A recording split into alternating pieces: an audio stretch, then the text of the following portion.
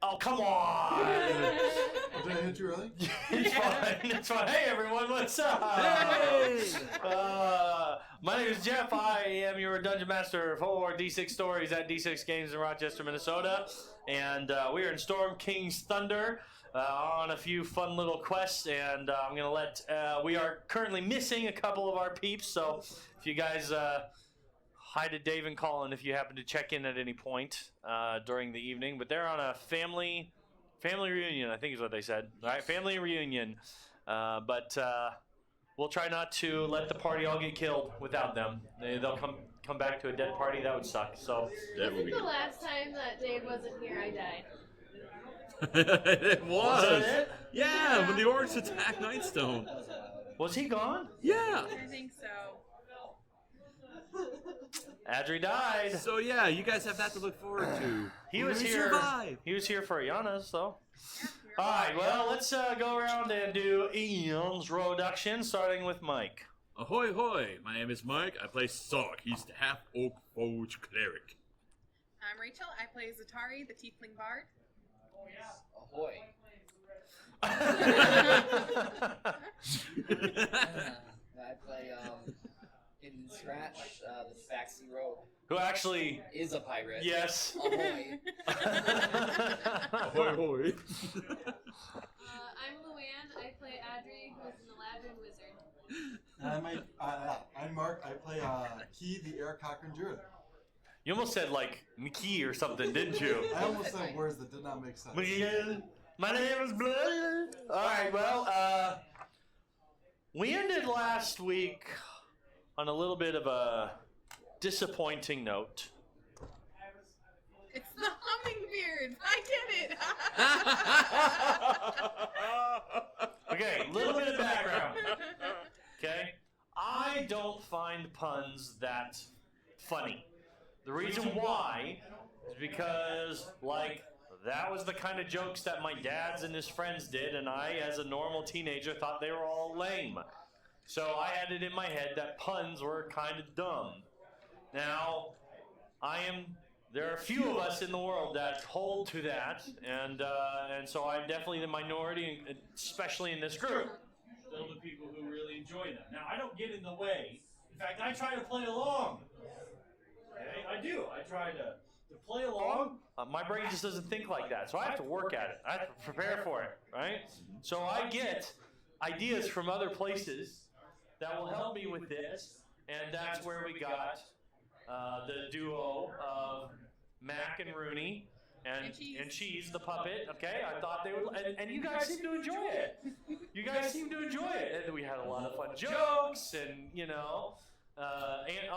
Uncle Al and Aunt Fredo, right? I mean, we had some fun with that. So, encouraged by my success with puns, I found another good set of puns, and I built to the end, and that was how we kind of brought things into an end, where we were finally going to, I was going to reveal these guys, and I was expecting them all to go, oh, yeah! But there was silence. That may or may not have been spite on And me. then we ended, and then Mike started singing the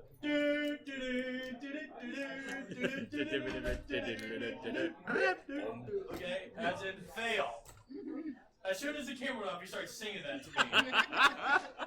So I went home rather disappointed, not understanding what I did wrong. But you guys are now stuck with the Hummingbeards. Okay? They successfully last week managed to stop a stone giant that had been affected by werewolfisms. Lycanthropy? And, lycanthropy or vampirism, depending on who you're talking to. Thank you for choosing to crit fail all of those history checks. I love it. So, they managed to stop them, they turned the reward, landed some good gold, and continued on their quest to pursue. Where are you guys going again? What's it called? We are headed Everyone towards first and then Silvery Moon. Yes. Well, yep, towards that, but you have a stop. yeah. Nolnar's Hold. Nolnar's Hold. Yep, Nolnar's Hold, for those who don't know, Mike's looking over at a map that we got on the wall there. Way off screen. So I would move the mic, but then I would make Mark's eye twitch a little bit because he spent all this time making sure the hero in the right position, so I won't mess with them. Yes, you're going to the Donar's Hall now. You actually have a couple reasons to go now. Do you guys remember what they are? One is... There was a delivery of some harnesses Okay. that were to be delivered to them. Yep, so you have some deliveries of harnesses and saddles. That's why it's in a big Yes. crate, right? And There's a healer in the area that might be able to help me. okay, so Key is a Aarakocra that has been burdened with a broken wing, and they can't seem to figure out how to fix it. So he managed to scry through an individual, cost him some gems, but they Scratch some gems. scratched some gems. And we're able to acquire the information, and so you're heading that way. And as well, now Mushu, who is not here tonight, also contracted lycanthropy as well. Now he's got a couple of weeks before anything goes sour, but they're hoping this healer will be able to help them out as well. Mm-hmm. Okay. Maybe worth bringing up. Did we disperse the loot from the giant set? Because that might become relevant when I'm paying the guy. I believe they took it all. Oh, except for like the 300 gold. We had not yet. Taman had everything. Taman had everything, and we had not yet moved everything around. Yep. So you have it. Yeah, it was We have like You have it. it was like But we don't have it separated. And you can speak for Taman and Mushu in this moment.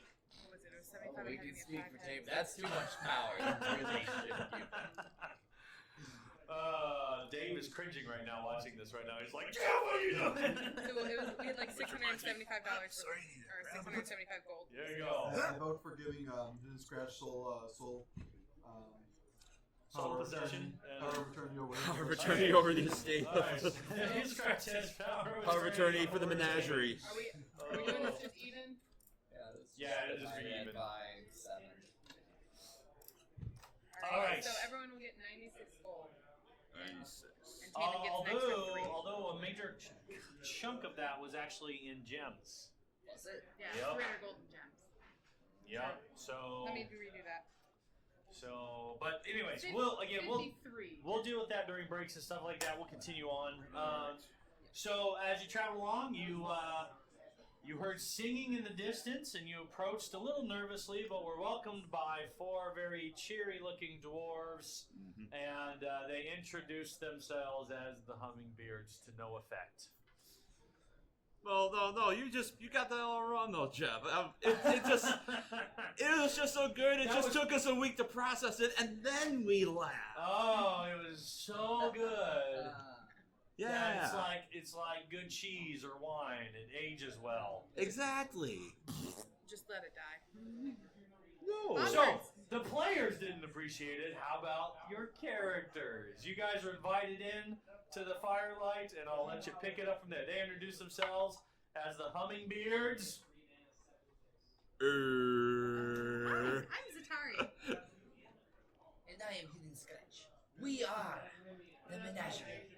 The Nightstone Menagerie? The Nightstone Menagerie. All right. I still don't. Yeah, we should argue more about that. Oh, says, we caught wind of you guys through a traveling merchant that was heading this way. Said he talked to an errand boy or something like that, or a messenger boy who carried the tale of you guys. Yeah, that's just tell about me right. about your deeds and what you've done, and where he actually says, because I would love to regale you with this lovely story around your fire. all right. Who knows? Maybe if they're good enough stories, maybe they can sing it. Maybe you can sing about them, right? Well, if it's okay, at this point, one of them is kind of taking the lead, right? Mhm. He's got a red beard. It's got Braids. it's got some intricate braids, you know. Maybe a It's couple just of like slapped hoop rings in together, there. like he really spent time on this, or paid someone money to do this, or whatever. Maybe a couple of gold bands in there too. Yep, some gold bands in there, and he says, "Well, we do carry stories that are worthy of being retold. So no guarantees, but maybe if you wow us." I would love to take the time to give a very nice performance of all of our deeds. Okay, you want to tell a story? Give me a performance. Can I aid her? It's a 22 for All right, performance. you go ahead and roll charisma. Oh dear. Because I just want to make sure she gets the parts about me right. whatever he does is going to subtract from you. I'm just kidding. Oh, that's not exactly. Oh dear. Oh no. Just straight up charisma? Yeah. Yeah, okay, 9. Okay. And I'm like, shh. Well, actually, at one point, one of them very kindly says he finds a really nice way of saying, why don't we let her tell the story? He just says. I'm feeling a little cat-splained right now. See, that's what I'm talking about. That's some of this stuff. You keep it up though, because viewers will probably appreciate it. Anyway, so he would at one point, probably before you get into detail, he ask for introductions and all that. So if there's anything in particular you would add to your introduction, or if you're just going to let her tell the story, that's fine. Tell me now if there's anything particular you would add. I do make a point when I get to that part of the story to really emphasize how just wonderful those lycanthrope hunters were. Like I Okay. promised. Okay, awesome. Well, Never at one tell me point that story they introduced themselves. So he introduced himself as Thastruck. Okay, the redheaded guy. There's a two of them with black beards. It's kind of hard to tell, but you think they might be related. There's some similar features or whatever. Could be brothers. Yep. The first one, the one that has a little bit of a longer beard, is Thakgarlun. Okay, Thakgarlun. And then the other one, whose beard is not as long, but boy, is his mustache impeccable, is Lovo.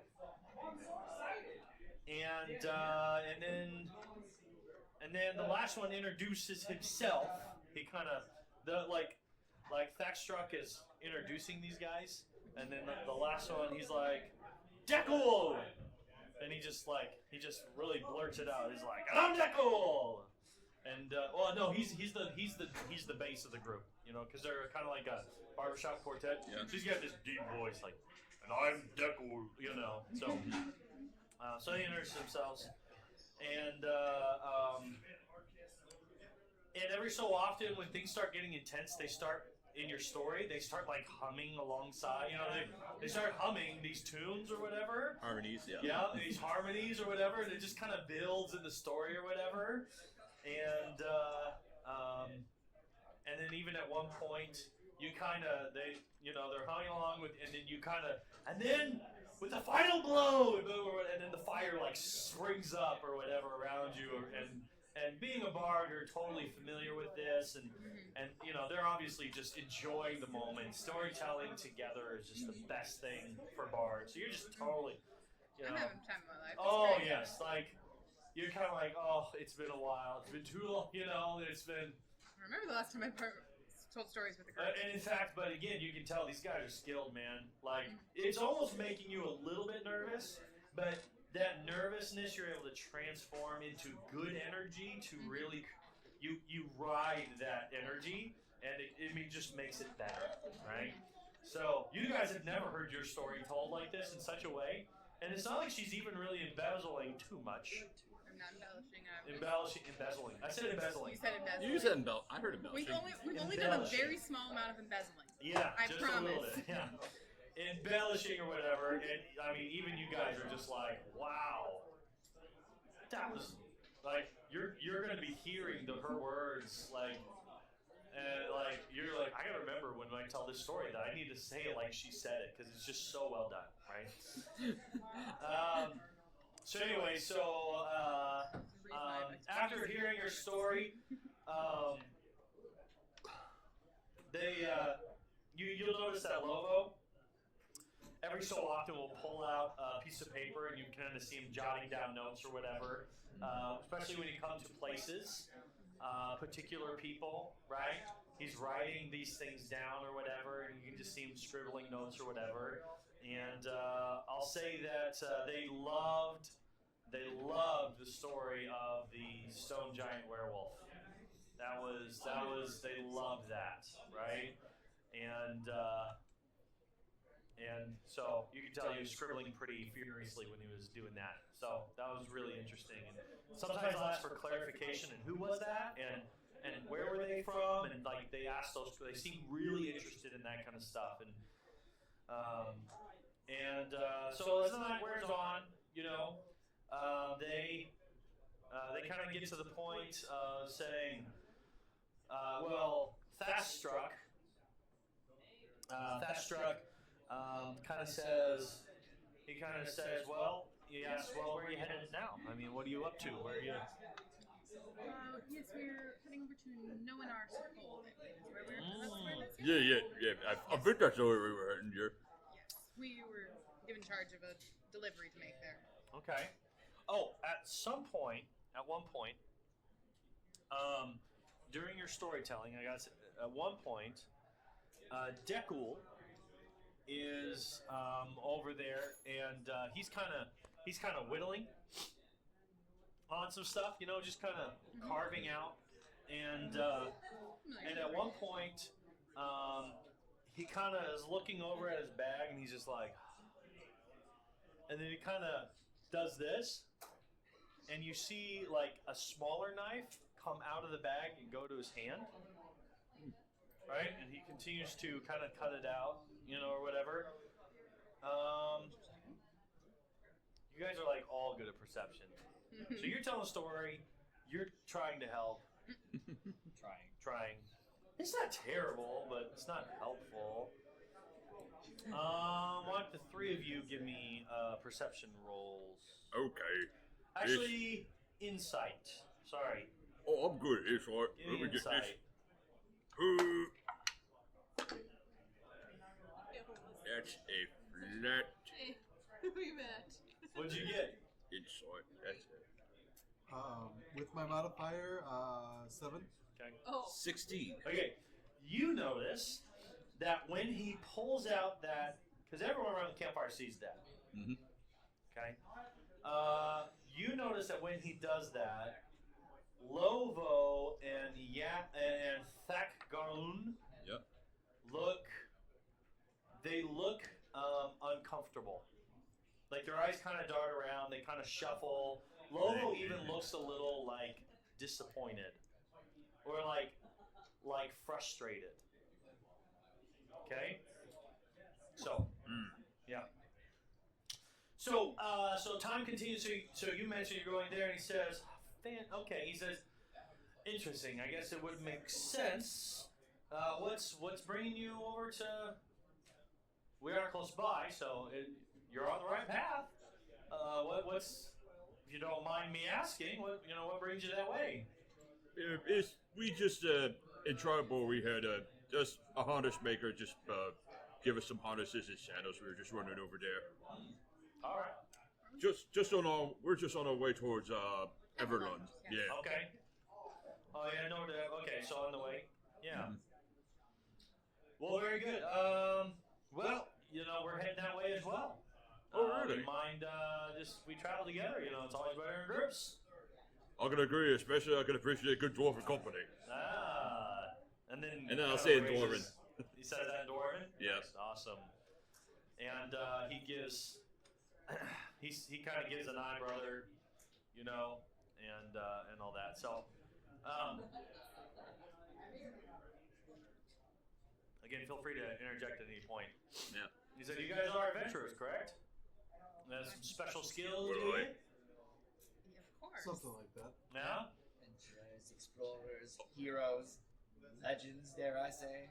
I wish we would have done this earlier, but the part where she did the bit about the when the droid fell, I'll just cast Thaumaturgy on my voice and go, ooh! That's awesome. Okay. I guess you did tell the story, so they do have an idea of the kind of stuff you're capable of. He says, "Well, you don't have to worry about us slowing you down. They don't call us the Hummingbeards for nothing." Can you fly? Explain to us why do they call you the Hummingbeards? They kind of look around and they're like, "Seems to be a quiet night. Maybe it's worth. What do you think, boys?" And they kind of all get this little twinkle in their eyes because again, they love to perform. They said, "Let's show you, right?" And so they say, "We'll try to stay. We'll try to stay in the campfire light or whatever, because it might be kind of hard to see in the dark, right?" So, and again, you can't carry torches when we do this. So, let me see here. Do I have anything that can help with that? Taman has light. Taman would have light. I don't have anything. okay. That can help. You don't have light? No. No. Taman has light. Taman has I Taman can cast light. Okay. I can cast fairy fire. I don't know. That's just spark. Well, he does actually say. So he does say like. So if you can. So if you have any light, why don't you bring it out now so you can see this, right? So they get really excited. They kind of, and one of them goes up and picks up their flag or whatever, right? And the flag is as he picks it up, you can tell it's not. It's thick, right? It's a thick. It's not like a little flimsy. It's not real flappy, right? It's going to take quite a wind to actually get that thing moving. It's of heavy cloth, right? And so they start humming, okay? And so what they do is they start humming and there's just the biggest grins on their faces because they just sort of love showing off, and they kind of start to get away from where you guys are at, but where you can still see them in the light or whatever. And they kind of they spread out, so they're kind of around the fireplace like this, across from one another, right? And they start walking, right, around in a circle. And they sing, and their humming continues, and it kind of grows in pitch, and it kind of grows in loudness, and eventually the humming starts turning into words, right? And they start moving a little bit faster and a little bit faster, and dwarves can run, but they're not super fast, right? But they just start picking up speed and picking up speed and picking up speed until they just they start running faster and faster and faster and faster and faster and faster and faster and faster. They just start going really fast. And the best part about this is eventually each of you realize why they are called the Hummingbeards. Because their feet move so fast, they're like little blurs as they run, right? And then at one point, and they get to a certain point in the song, they just kind of take off, and then they come back, right? And they fly through your group, right? And then they go out, and they come back, and they fly through your group, and they come out, and they fly through your group, right? And they're faster than any dwarf you've ever seen. I mean, just, right? And then as one of them's running in, he tells you to grab your mace. He's like, "All right, take a swing at us the next time we come by. Ready? All right, woo!" Okay? And so you take a swing, right? And you're like, and then you kind of choke up on it, right? Yeah. Because you don't want to hit them. Not really. Right? I mean, if they really want me to. You kind of pull your punch a little bit. And they're like, "Come on, now actually try to hit us," right? And they come back for another round. All right, well, if they want me to, I'll Go try. ahead. Yep. Go ahead and give me a roll. I can't believe it. All right. That's 17. All right. So you come in, you're like, "This is gonna hit him," and then boing, like you bounce off some sort of magical barrier or whatever, and you're like, "Oh, wow, I was not, like really big surprise." You're like, "I'm gonna crush his face," but and then they kind of slow down, and then they come back in place, and they're like, "Yeah, see, we won't slow you down." And they give their big bows and flourishes, and they say, "You see, the Hummingbeards is a organization that we are only one small part of, right? You mean the And Hummingbeards? we actually we always go out in fours, okay? And it's a special tradition handed down from generation to generation. The secrets passed down generation to generation to those who show aptitude for these kinds of arts. But it is our job to document. It is our job to observe. It is our job to learn and tell the stories. And so we travel. All over, and then we send back our findings to I think Mithril Hall, right? That's kind of toward the north, right? Yes. That sounds right. Yes, it's north of Silvering. Yeah. Well, actually, no. Sorry, back that up. They don't send it to Mithril Hall. There's a traveling headquarters. We always have a traveling headquarters, so we're never in the same place at the same time because the more information travels, the more information people can have. And I'm pretty sure at that point you have like, oh, okay, I've heard of these guys. And you're like, you ask like, well, did you guys, were you guys called something else at the time? And they're like, yeah, a couple hundred years back, we came up with a better name because one of our leaders was corrupt, and we had to kind of go through a rebranding because the name of our old organization didn't really carry a lot of good with it. So, but we do. We just travel and we tell stories, so sometimes we have adventures, but we really avoid fights. We don't go in. We're not heroes. Okay, we're not heroes. We don't go in and save the princess, but if you do, we will tell your story. And so that's so they kind of give you the background that's what their organization is. That's what they're about. And the guy who's carrying the flag, right?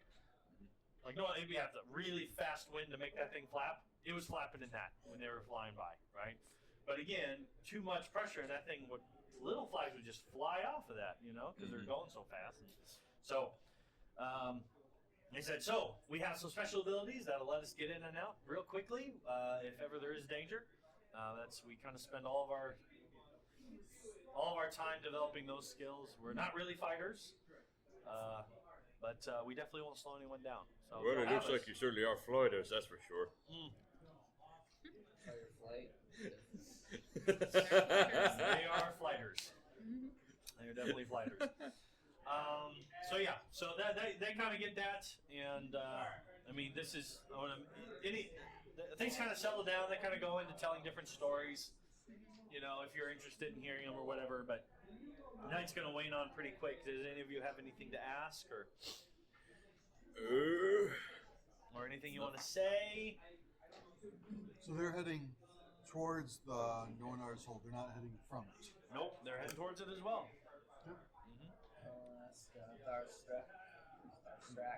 That's struck, yep. Yeah, that's struck. If he's heard anything about any giant activity, other attacks in nearby settlements. We've just heard rumors. Until we met you, you were a rumor. Because we deal in we try not to carry on rumors. We go in and we verify information as much as we can. So, and so we have heard rumors of hill giants causing troubles. We have heard rumors of storm giants. I mean, not storm giants, cloud giants. Like where at? He says.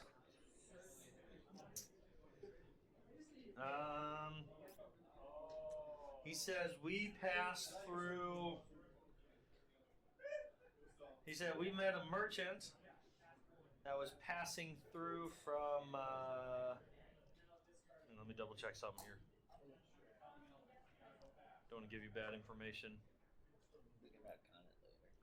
Yeah, but hang on. That's just how sometimes things come together.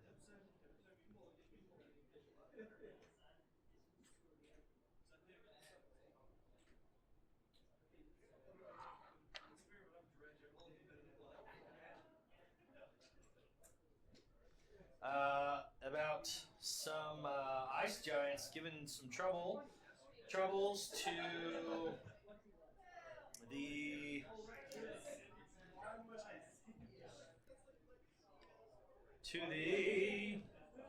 Ice Spear family over in Dead Snows. Now, again, we can't verify that because that was a story that merchant heard from another merchant who heard from someone else. You know how the tales go. So you can, but if you come across other Hummingbeards, we will make sure to verify whether or not whether or not the information we're giving you is rumor or verified by us or from trusted sources. So you can always count on us to have. We're not here just to tell stories. No. So yeah. Now we know to avoid the dead stones, at least. All right. Well, the night wanes on, and you do your trick. Yeah, bubble. Yeah. Do you invite them in? Wait, can you invite them in? How many? It's only 9, I believe. Might be 8. Yeah, between all of us, I don't think everybody will be able to fit. Okay. How many of them 9. are there? 9 creatures can fit. And there's 4 of them. 4 of them. There's technically 9 of us. Unless you count. Yeah, they're there. Okay. Yeah. So then, Taman and Mushu are definitely there with you still. Mm-hmm. And I'll do my usual thing. I'll actually probably not be in the bubble, but I'll be up in a tree outside the bubble. Cool. All right. Mm-hmm. All right. Well, Actually, how tall is your bubble? Does it specify? Yes, it does. Let me reel it. 300. No. It is a 10-foot radius. All right. Yeah. I'd probably be outside the bubble, up in a tree. A supper with this song every evening. A fireside ale time to rest the forge. Loose my braided beard, hang my apron. I brood upon the craft handed down by the fathers. The hammer felt light in my hand today. I fight the maker for this dwarven blade. They start joining you. They know the song. Yep. Starry, have you been giving him lessons? No. Give me a performance. Okay. We'll find out if she wants to claim him or not. If I know Zatari. Hold on. We'll see. Where is it? Performance, you say? Whoa. Whoa! Hey, Yes. 80 plus. Where is it? Excuse. I think I went too far on that one. For a performance. Yeah, that's just a straight 18. All right. Sounds good. So, apparently she has been giving lessons when you're not around. All right. Just Okay. picked that up from a dwarven mates. So the night wanes on, and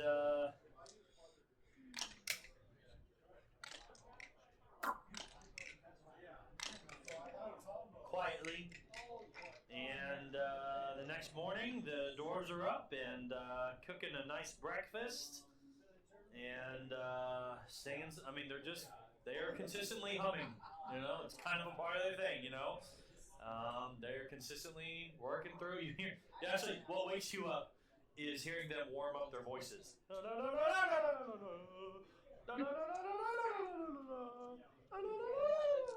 on, so they're doing that. Can I do one more thing as I'm getting ready for the day? Yeah.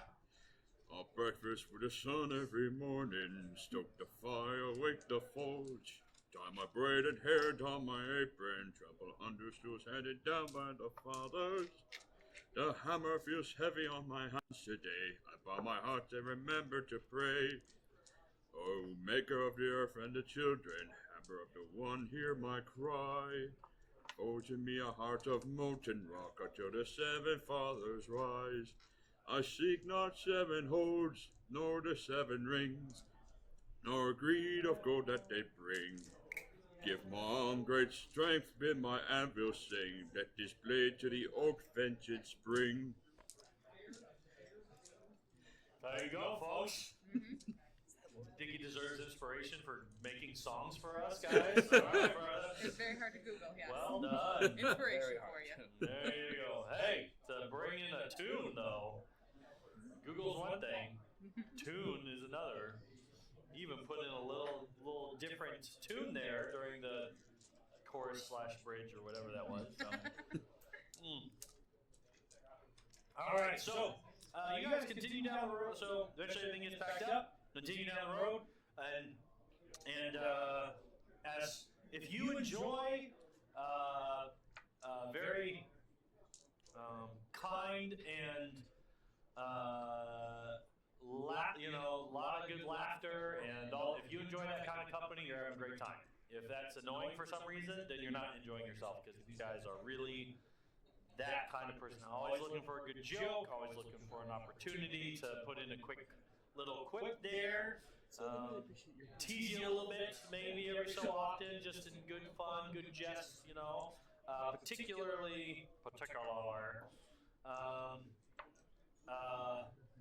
Fat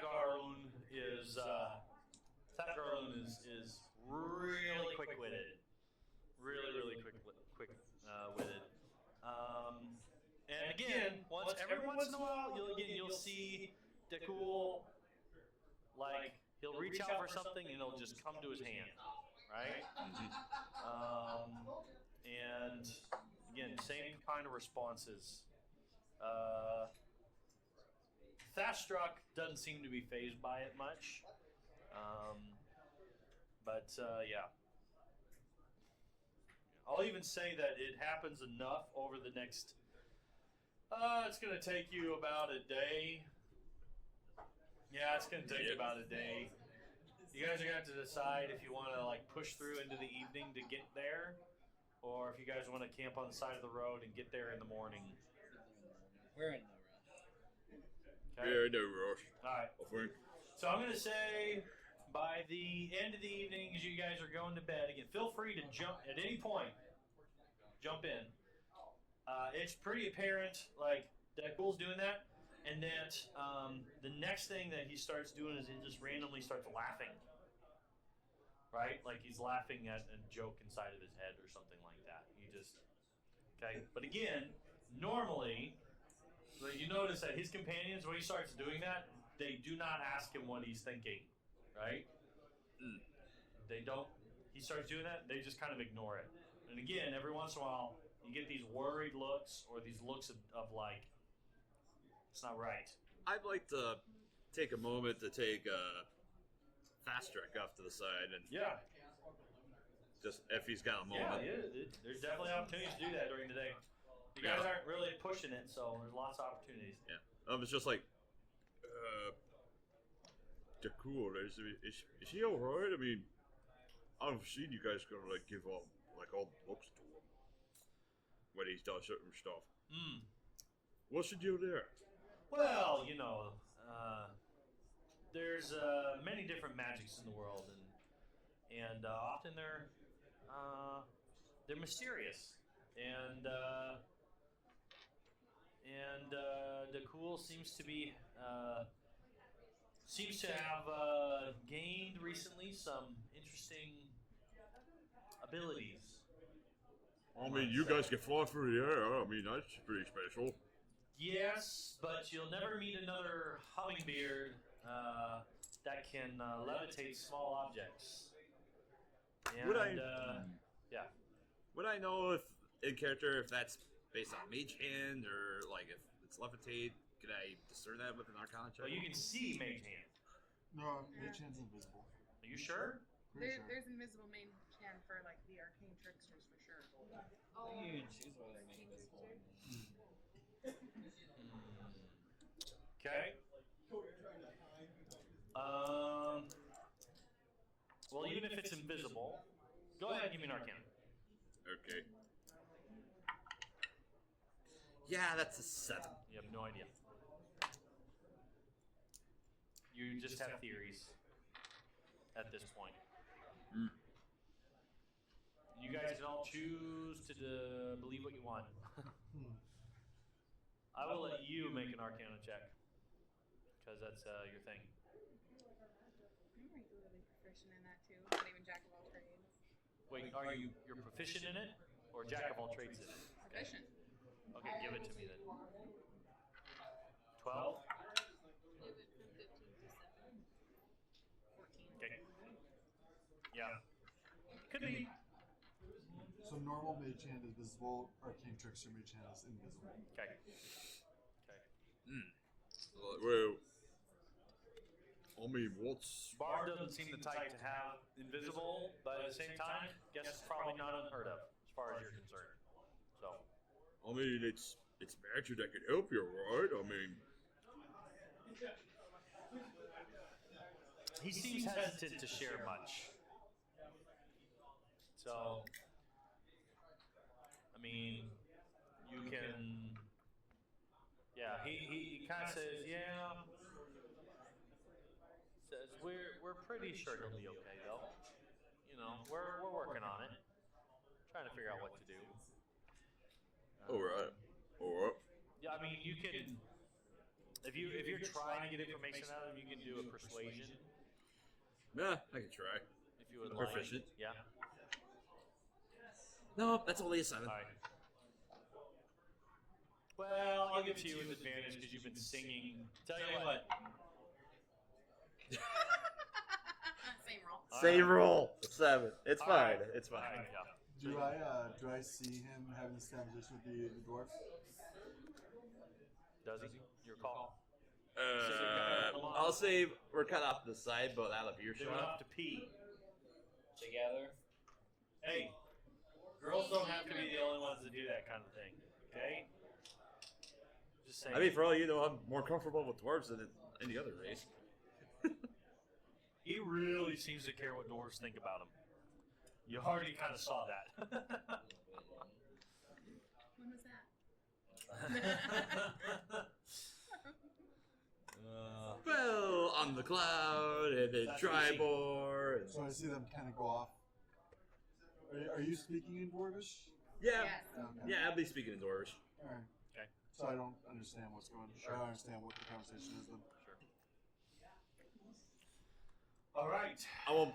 After that, I won't push matter. I was just Okay. like, All right. Well, as long as you go and figure it out, I won't pry. All right. Sure. Then I'll go back to camp or back to the group. All right. Okay.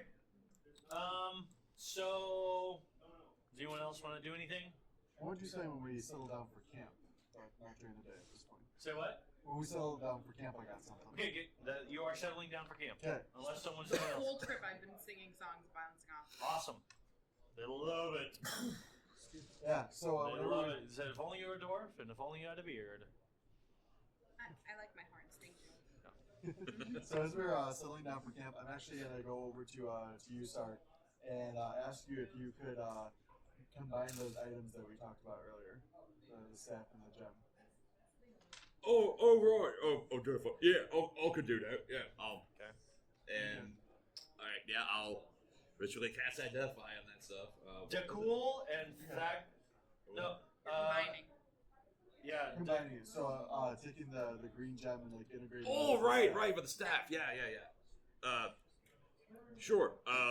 You want a pretty I've got a staff. use of channel Right. divinity. A shiny staff. You want a shiny staff. I want a right? shiny staff. I love it. Yeah, with my, I'll use my. It's gonna take an hour, but Okay. I will use my bless. Actually, The Hummingbeards. my artisan's blessing in order to craft that quarterstaff, and It's not going to cost you anything because you're basically taking the raw materials Yeah. and just combining them. yeah, So. and I yeah, could you literally be just, standing there handing him jeweler's tools to make it fit too. and I'll say that. What wood is your staff made out of curiosity? Oh, that is a good question. What is Probably that? like oak. Oak, red oak, ash. It would actually be something on the heavier side. So Yeah, oaks are typically a heavier wood. yeah, we'll go with an oak. Right, yeah. Makida. I don't even know what that is. So as I'll flavor it as I'm doing my artisan's blessing on it. It'll basically the head of the staff where the jewel's going to be set in. It's going to look like a talon that's just kind of extending out, and the talon's going to be basically it's what's clutch has the jewel in its clutch. Mm-hmm. Sure. That's awesome. Yeah.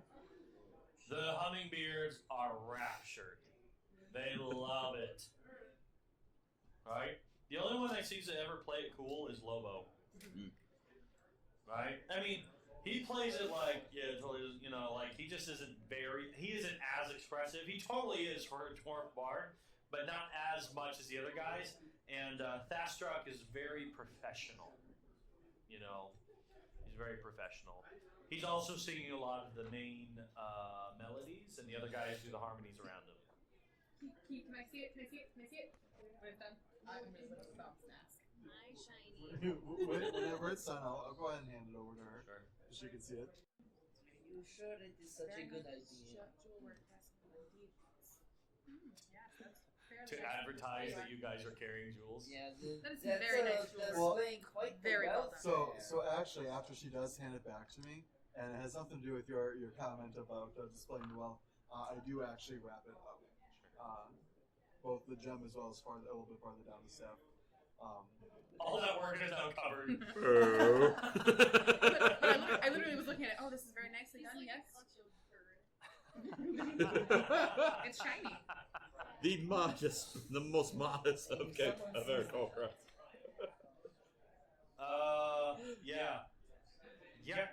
Fat Garland is like, he's like, you know, we put all that energy into making it look good, it's just gonna cover it up. What's the deal? Like, he just calls it like he sees it, man. Like, why don't you cover it up? It looks so great. We all know it's there. What are you worried about? I'll unwrap it when I want to look at it. I mean, he's got a good point. I mean, just to keep it covered from the elements. I don't see any harm in that. No one can take it. It's his stuff. He can do whatever he wants with it. Well, of course, but okay. I mean, you do have a point, but What? Man, he's just like, I don't get it. no, well, it's like, yeah, it's I like, don't get it. bro, you have a point, but just let it go. It's his stuff. At that point, Deadpool starts laughing again. Just randomly, like, like okay? you're trying to like bring down the tension, right? He just starts laughing, right? Can I insight that laugh? Sure. Just gonna ask, is he okay? 18. You have no idea why he's laughing. You are confused, and you feel like you should be able to get a beat on it. You're like, is he just one of those weird people that loves awkward moments? No, that's not it. Is he evil? No, that's not it. But He's evil. you can't figure it out, man. Boys. Is that the guy that can levitate stuff? Yeah. It's like that. Like you're like, he can do what he wants with it. Oh, sorry, shit. he's got the low voice. I'm like, That was a weird feeling in my throat that just happened. Alright.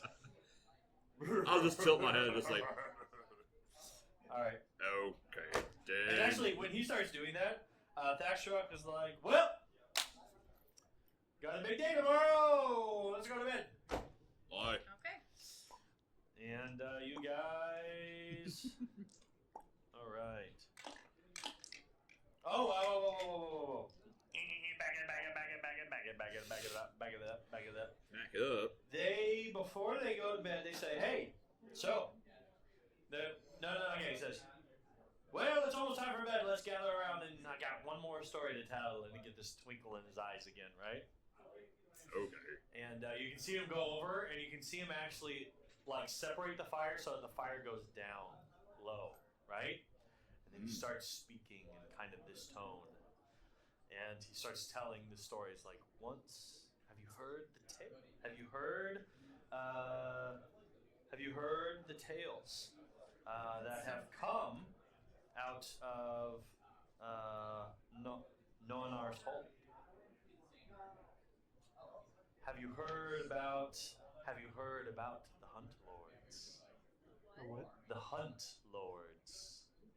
Of course I I've will. heard of the hunt. I had you guys each roll So already, Okay. and you, right? Someone in Tribord mentioned this, I believe. No, Oh, that's right. she was able to get. I thought this was calling. No, yeah, that was something. I think it might have been something different.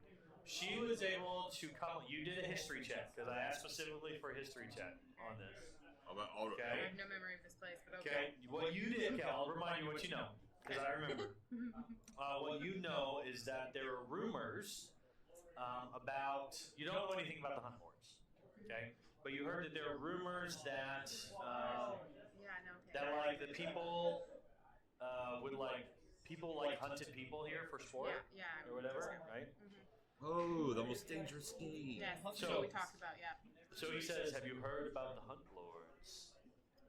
And he starts weaving this tale about a rich noble family that was bored, and they were very successful, very clever. Especially the head of their family was just very business savvy and knew how to make the right deals and knew how to manipulate people and knew how to. And everywhere they went, they found success. And the whole family loved to hunt. That was just one of their things. And eventually, they decided to. They were no long. Business was no longer fun anymore.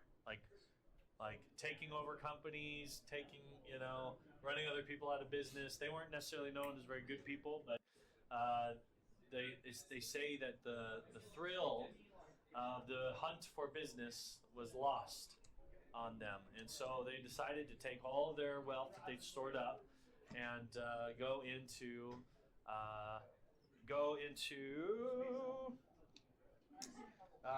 go to the high forest and just spend the rest of their lives hunting. But even then, they were successful. Success followed them because they started creating very elaborate hunting parties, and rich nobles would come and pay to stay at a beautiful lodge that they put on the side of a hill, Or a star. at the top of a hill, on the edge of the forest, and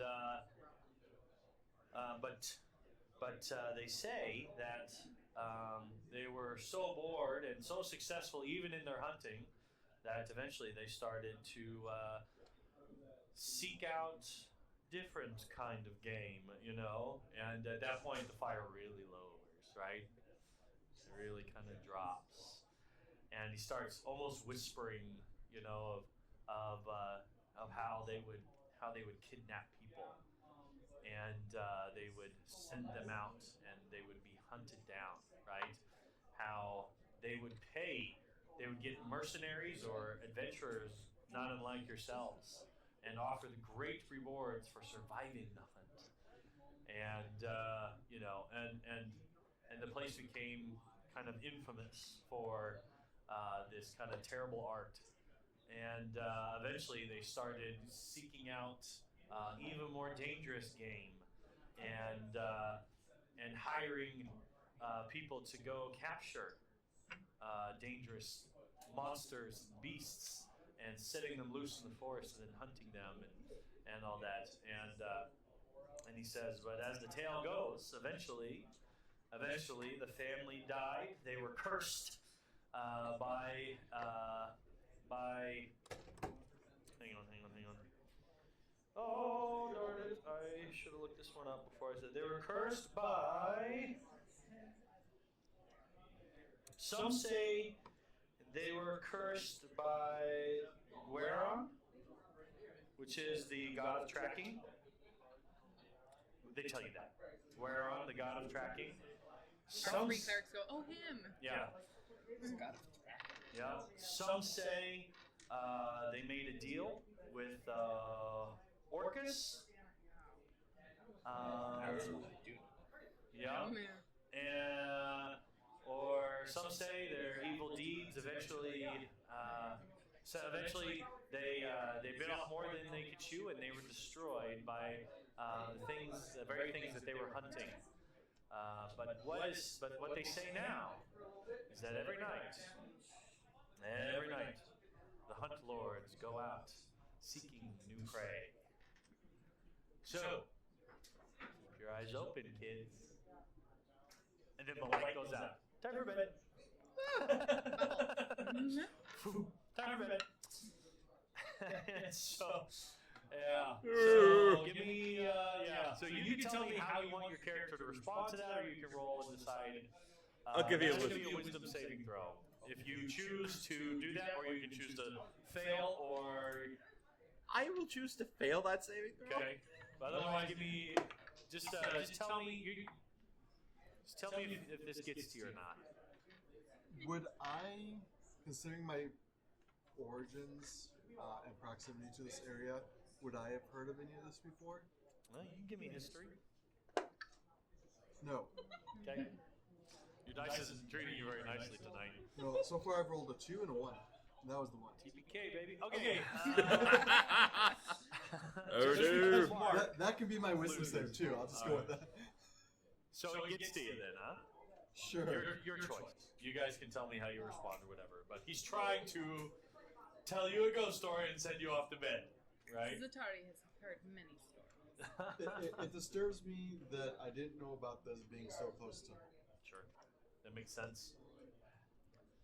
So, do any of you say anything, or just like head into bed quietly, or what do you do? I mean, I've failed the wisdom save. How do you think I feel? You let out a small fart. Pretty normal. I cast Druidcraft and relight the fire. Nice. Just keep that on for the night, I think. We're sleeping with a nightlight. Scratch is no fraidy cat. All right. Are you so, sure?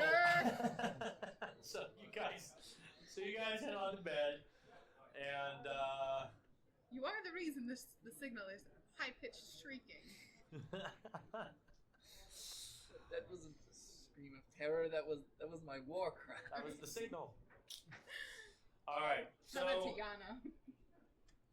all right. So you guys do your normal watches, right? And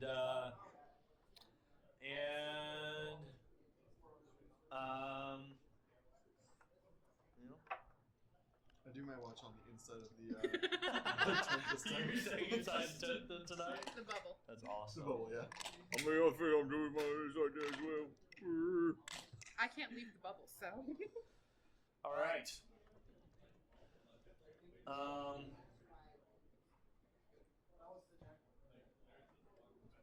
Because the way we did this was Mushu and Taman, you guys together, you two together, then you two together, right?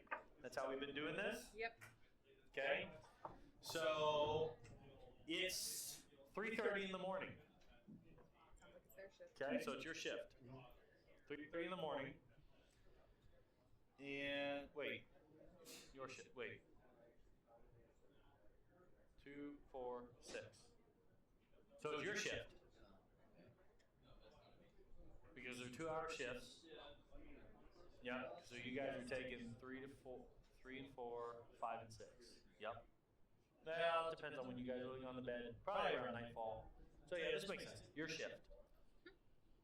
One thing to know, No. It's your shift. I'm sorry. Go ahead. since my long rest has finished, Mhm. I have a different hair color. Oh, what color are you now? Dark green.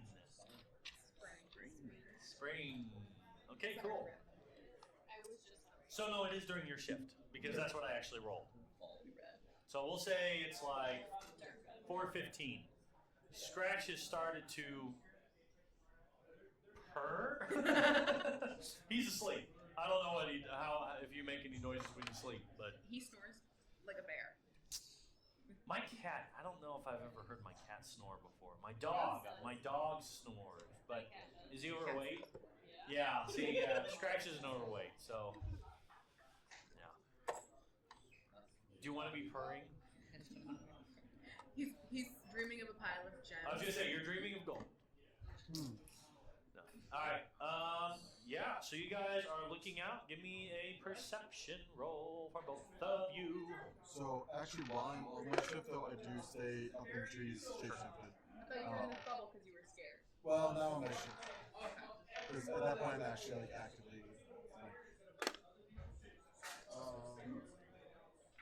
17. No.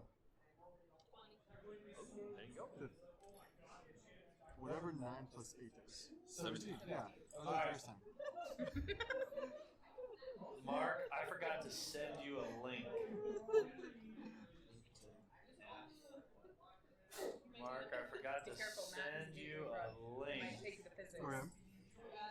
You ice was Okay. Well, I'll just describe what you see then. Okay? And then I'm on a giant constricted snake for reference. Alright. You're a giant constrictor snake, alright? Yes. What's your perception on a giant constrictor snake? Well, Is it dark I vision? do have, no, I have blindsight 10 feet, but then my perception is a normal 23 passive. Alright. You. So you can just see the edges of the forest from where you're at, right? So the high forest. Okay, you guys are coming in, you can kind of just see it. You guys are heading to the south, right? So if south is towards me, okay, and you guys are headed towards me like you are, to your left is forest. Because as you follow the road, the forest kind of starts to go right alongside. As the road continues to head straight, you're heading towards forest. There's forest way over that way, but there's forest closer this way. So it's further away, really far away, closer. Okay? And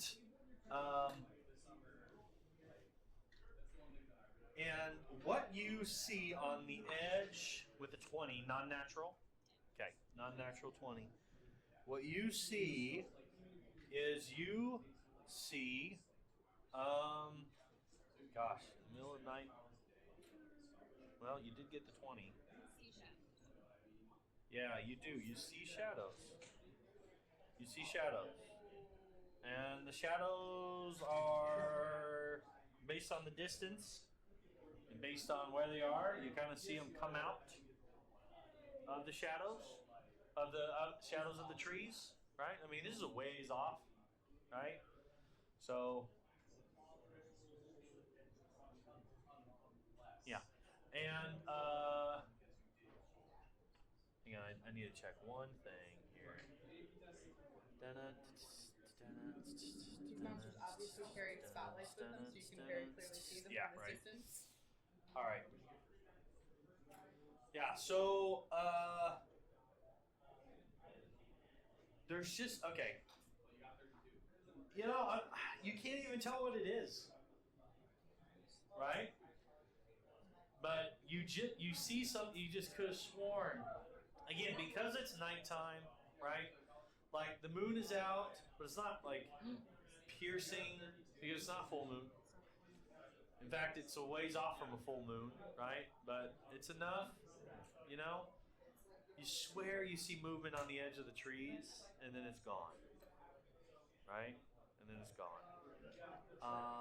Based on the speed and the distance, you're like, could have been like a deer, you know, running across, right? This isn't something that towers over the trees, so you know it's not a giant. Okay. You almost even catch just the slightest sound, maybe, of something moving. You don't see this. Okay. And it kind of moves, and then you see kind of another one. So there's like two of them, right? And then as soon as it's there, it's gone. So that's what you see. Okay? So what do you do?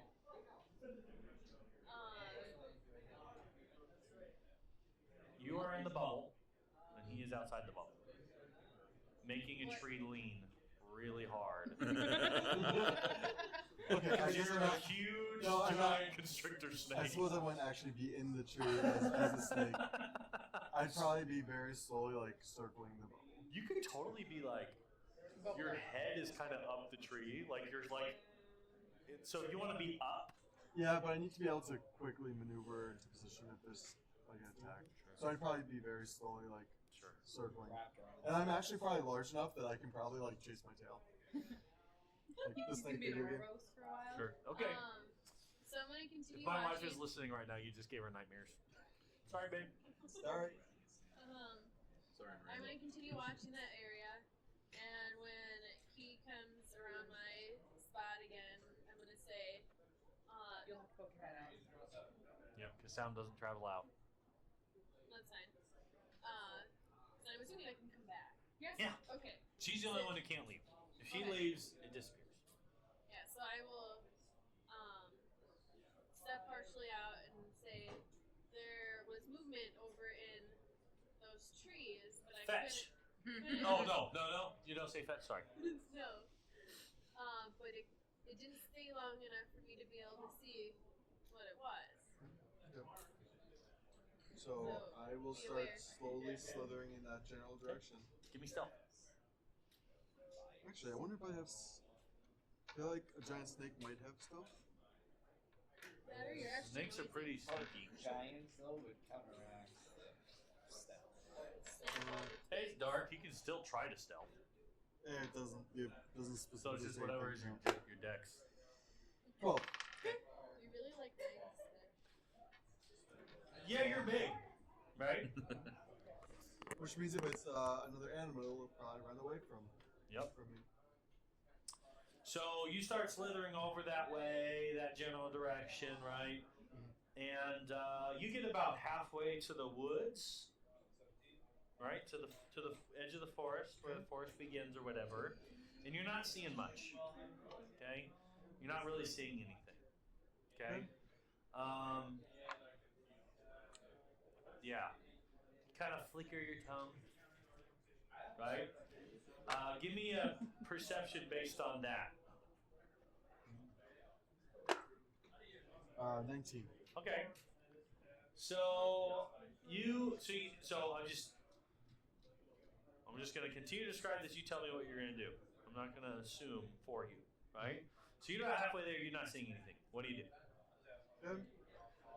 Blind sight. I'm not sensing anything there either. How far does your blind sight go up? Just 10 feet. Yeah, then no. Okay.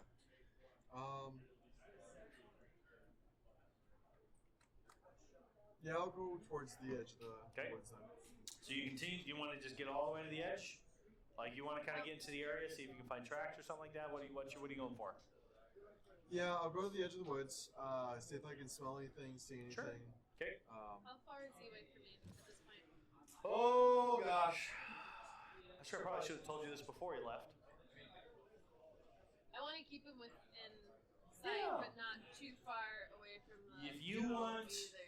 If you want to be able to keep your eyes on him, he is trying to be stealthy and it is dark. You're going to be able to catch movement every so often, kind of like you saw these things. Now, he's pretty big. So, you're up, I see. You can, you might have to stay behind him a little ways if you want to stick with him or whatever. So, if you want to follow behind him, you should give me stealth as well. Well, I can stay 60 feet back. I just want Okay, that's the fine. edge. That's fine. Give me stealth then as well. Ooh, nice. Yowzas. You're not even sure if she's behind you any longer. You look back and she's like, oh, she must have stayed. She's probably still in the bubble. It's fine. She must be still in the bubble. Scratches and prints. I do want to be Scratches within. the She's riding on top of you. I did not even know it. I do want to be within running distance. of her, Absolutely. though. Okay, you are. So you get kind of toward the general area that she kind of pointed at or whatever, and you kind of flick out your tongue, and you just get the faintest hint of. You're like, I think there might be like a rotting carcass around here somewhere. Rotting carcass. Yeah, something dead. Okay. Which it's the woods. Happens. So that's what you get. Now, do you want to like search the ground? Can I pinpoint direction it's coming from, or is it just permeating?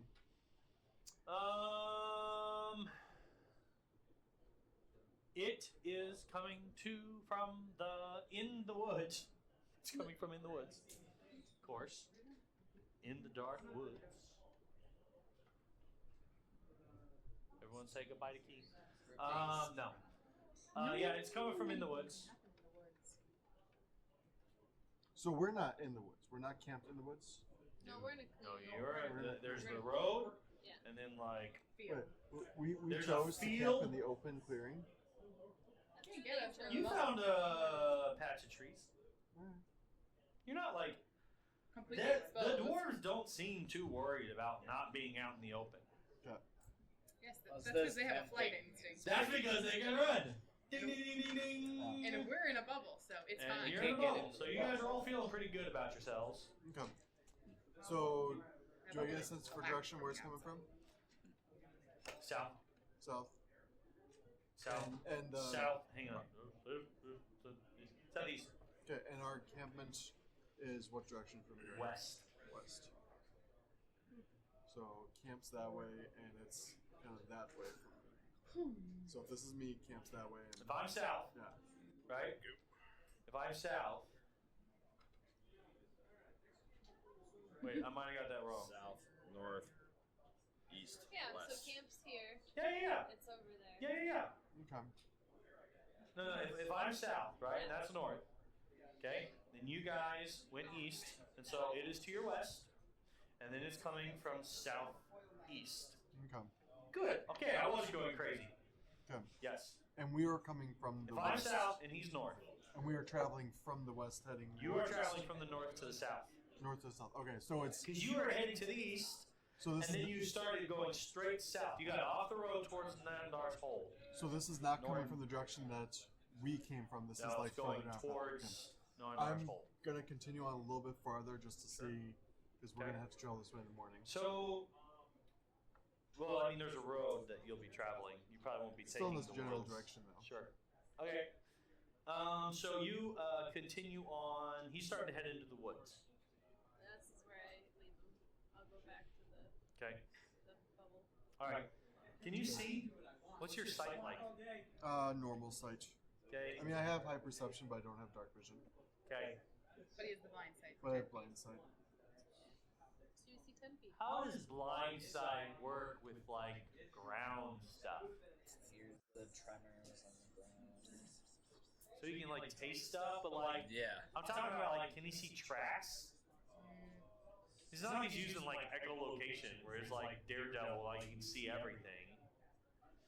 Yeah. So Only help like for moving things. I mean, I can like pick my head up off the ground and look down. Do sure, I you sure could. Why don't you?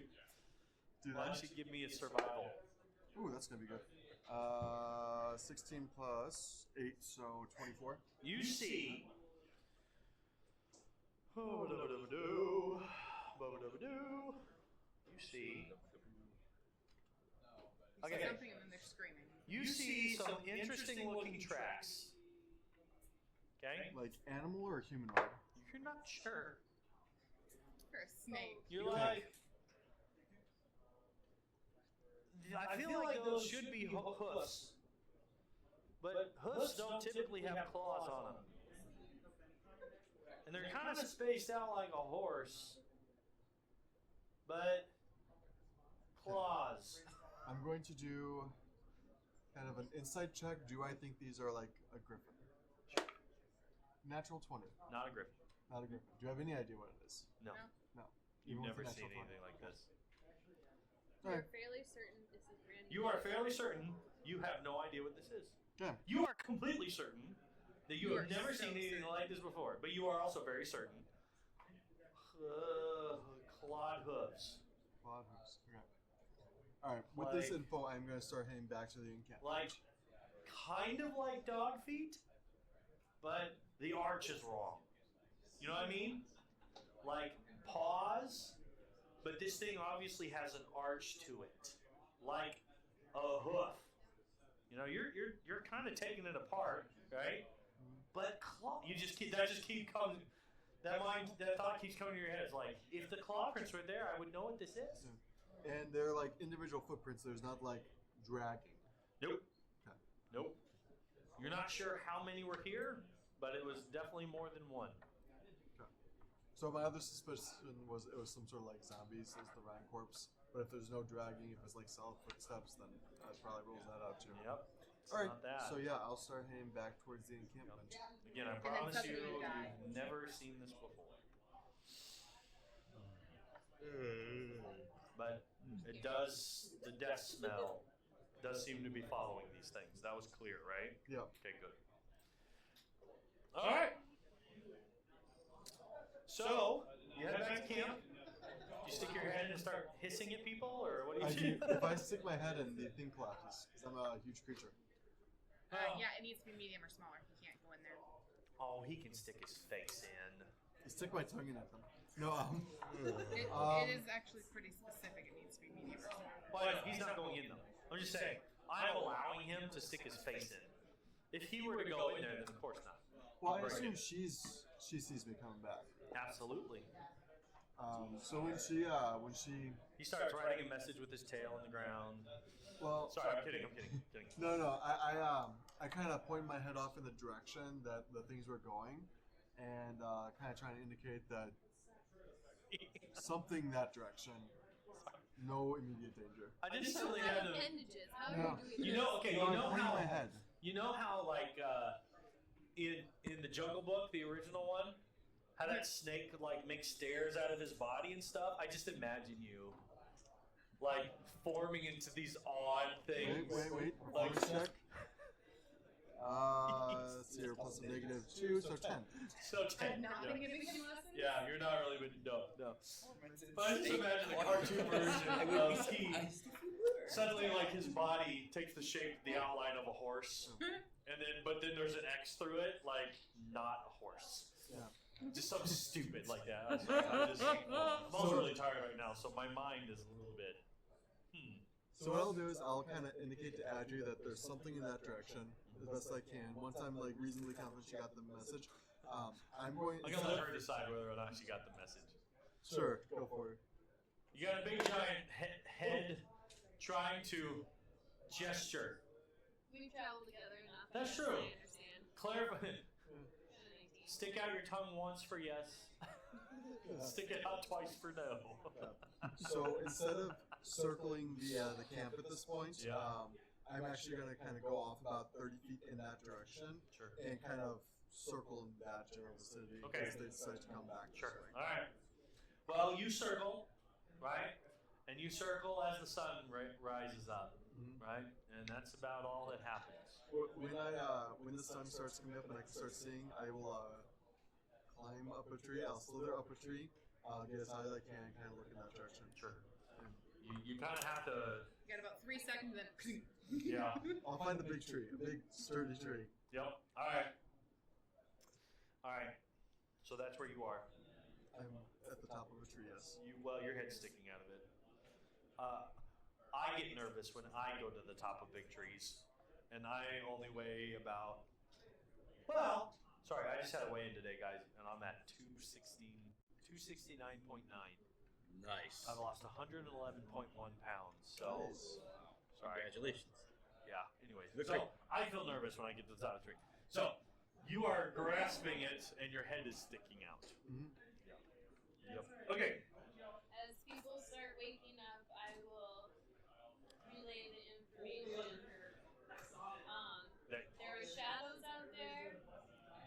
I think he said that there might have been something in that direction, or I'm not quite Definitely sure. here. Something of interest. Yeah, as people start waking up, Yeah. I'll eventually like notice that. Sure. And make my way back to camp. And Awesome. I'll All right. Shapeshift them. All right.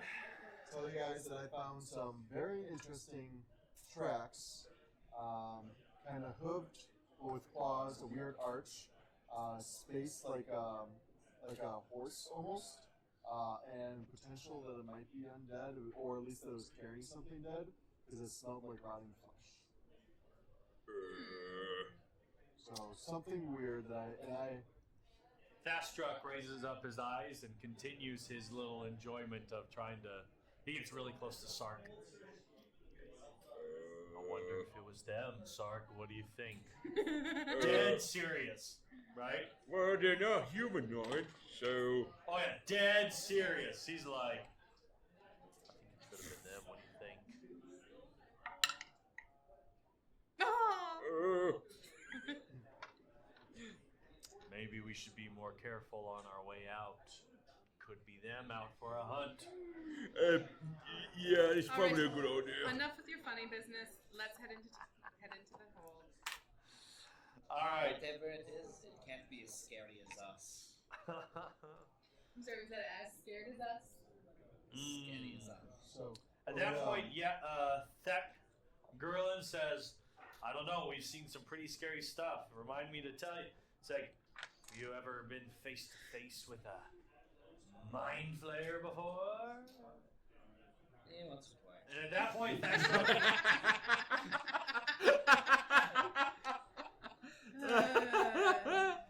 at that point, Dagul actually No.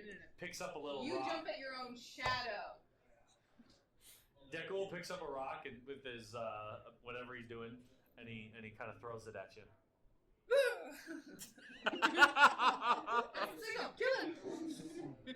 So, all right. Wait, was that signal? So you guys continue into town, and so what you notice as you come in is a, let's see here. Do they sing on their way in? Oh, they're always singing. Always something going on. Oh, nice. Oh yeah, your hair's different. They are, yeah. Incredibly intrigued by your green. Yeah, hair. Lobo is actually comes over very inquisitive, and you can tell he's got his pen and his paper close by. He's like, Aladrin? Yes. Fascinating. So tell me about this transformation. Because what was it before? It was like red. Very red. Now it's like green. Yeah. Nice. And he just starts asking you questions about your people and why this happens, and yeah, he just is very curious. He jots down some notes. I'll So try to tell him as much about the Feywild. sure, It's, He- it's an awesome place. yeah, he takes in whatever you give him. And he says, have you been there before? Feywild? Yeah. I was born there. Okay, interesting. And again, places, people. He very much is interested in that kind of stuff, right? So, anyways, he's having a great time. Lobo is. This is the happiest you've seen him. Why did you leave the Feywild? Because I needed to learn more magic to become, to excel in this life. I needed more magic. You don't have magic in the Feywild? I couldn't learn any more there.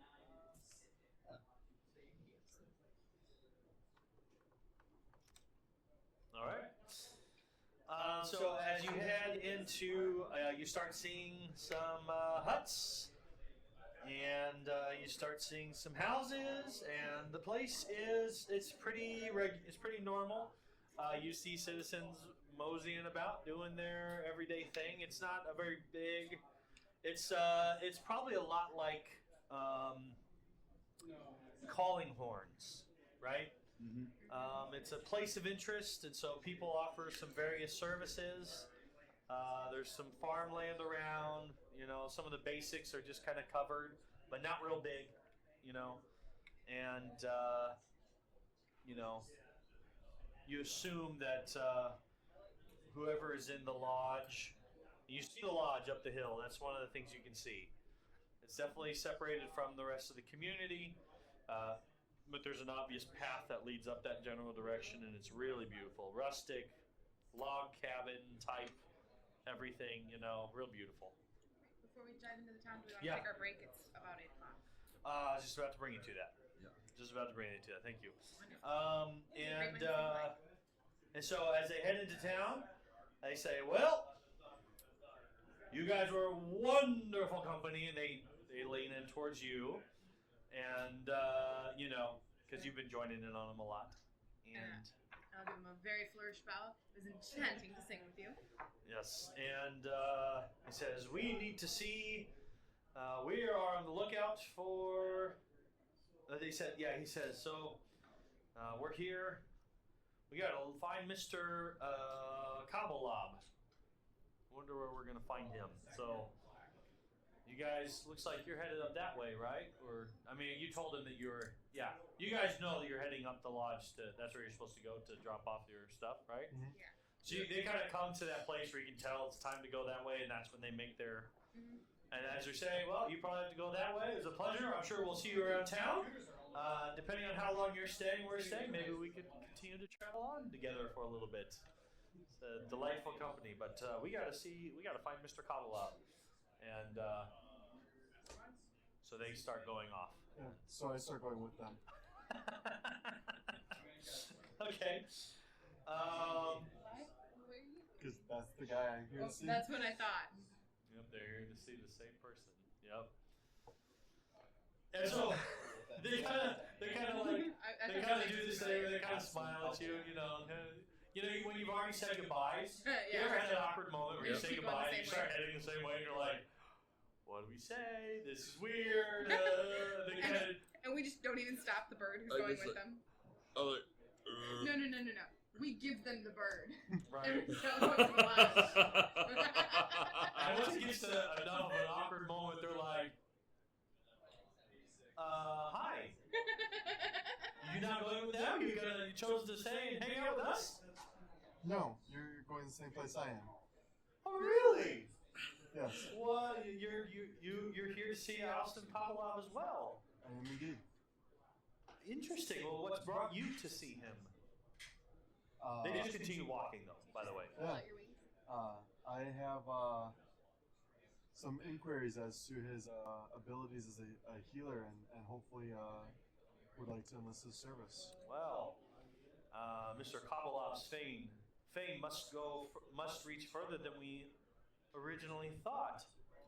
How did you hear about him? Through his through a search for his former master. You I came across his name. you knew. Well, shoot, what was the guy's name? Deldinkle. You knew him, or you knew of him? I know of people who knew him, Okay. and they recommended me to him. But Fascinating. he seems to have been deceased, and Alistair Pavlov was his apprentice, from what I know. That we can verify. What else can you tell me about him? He kind of tells you about what was the guy's name again? Aliston. No. Elston Pavlov. The other guy. Deldinkle. Yeah. So they start telling you about Dinkle's legacy of that that magic healing of certain natures is incredibly expensive, and you have to be very skilled to receive certain healing, and that he was known for seeking out kind of more natural ways of healing, and that he was able to find that he's able to do things that typically only the most renowned clerics are known to be able to do through their magical healing. He's able to so he kind of combines magic with natural medicines and knowledge of herbs and that kind of stuff. And so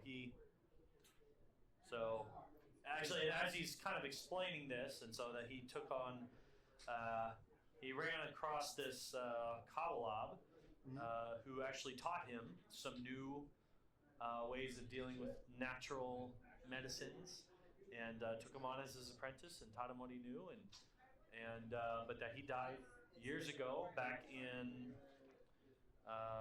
Gauntlgrim, right?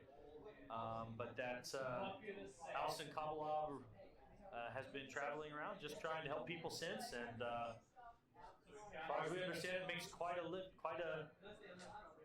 he's able to go into communities and heal things that people didn't think was possible to heal. And so he just kind of travels around, and people send word for him, but for some reason he's decided to call Norinar's Hold home. This is where he's been last seen, so that's what we're here looking for him here. So yeah, so in fact, while that conversation's going, he sees a passerby and inquires about Kabbalab, asks about a gnome, and they say, "Oh yes," and they kind of point him off to a area, and I'm going to say that Taman and Mushu follow as well, so they're going to go with you. Want someone to go with you? Just a backup. Well, we need Mushu I mean- to go with him. Yeah, If Mushu's someone wants to interested. follow, they're welcome to, but Yeah. I'm not particularly inquiring. He's not too worried about you guys. Okay. He's got eyes of a hawk. He can find you.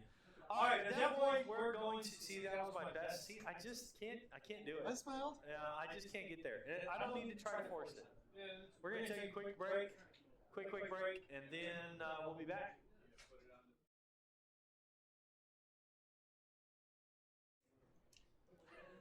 What's up, everyone? Welcome back. All right, so you four are gonna go make the delivery. Yep.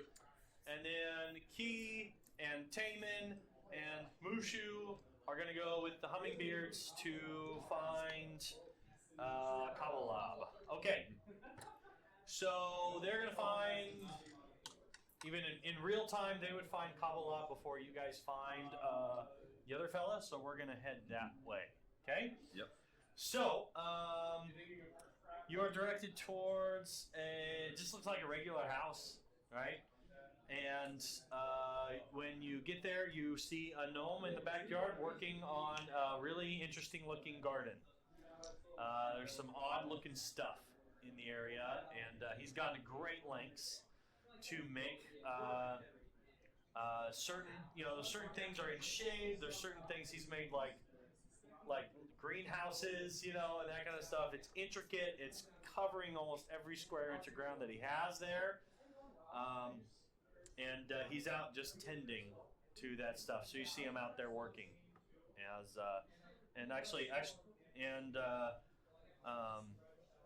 it's probably going to be Thastruck that hails him because that's who he is. That's his type. So he hails him, and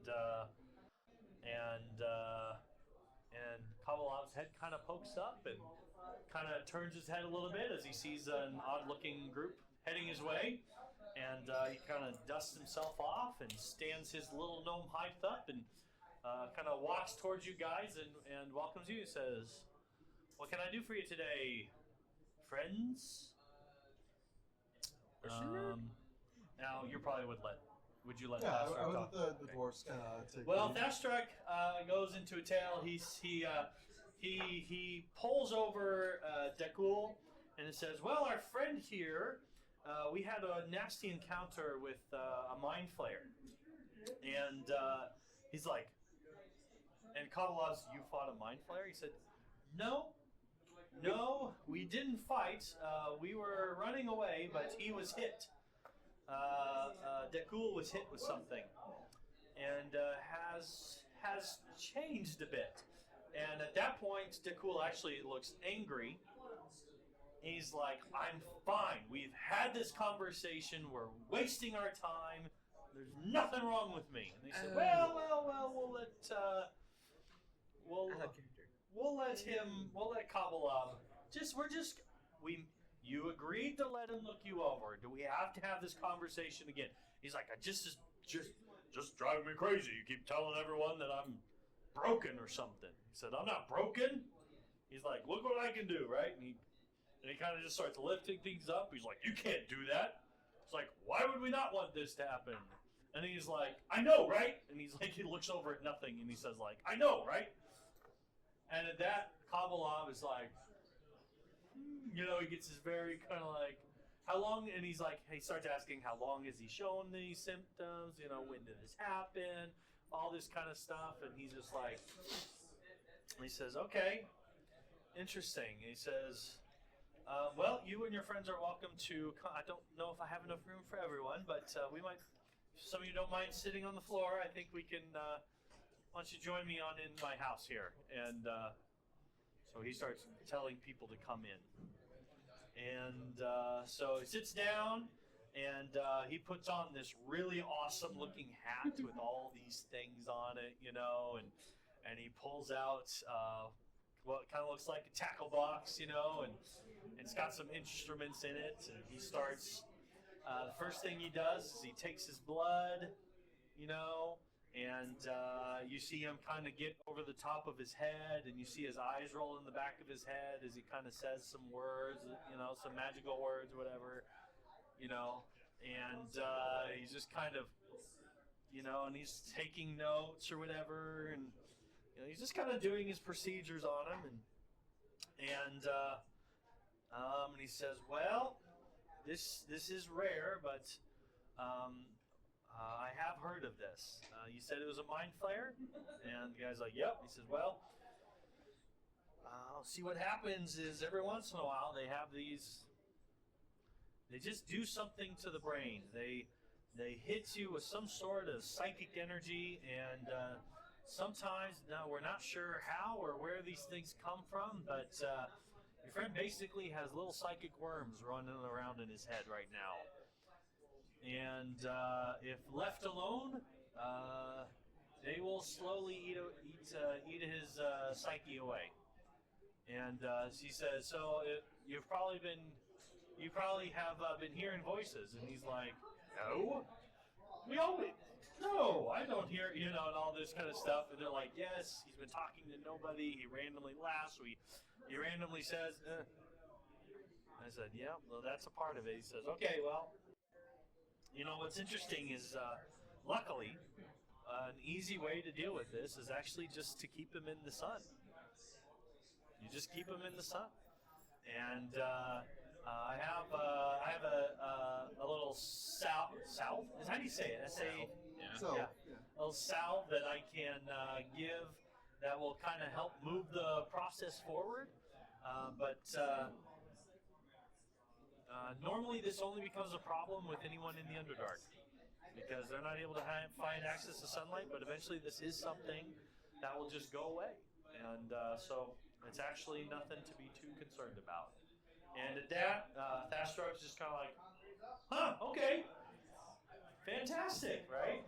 And he's like, well, what do we owe you? You know, what can we offer you there for helping him or whatever? And so they kind of start going into, you know, and so they look like they're kind of completing their business. And he says, you know, give me a day and I'll have something whipped up for you. It's you're lucky that you don't mind being out in sunlight. So you can tell they're kind of finishing up. I'm going to let you take it from here because I know that Taman would. So sure. Yeah, so I'm mostly just kind of sitting out to the side or staying out to the side observing. Whenever the dwarves and the gnome kind of conclude, I assume the dwarves are probably going to head out.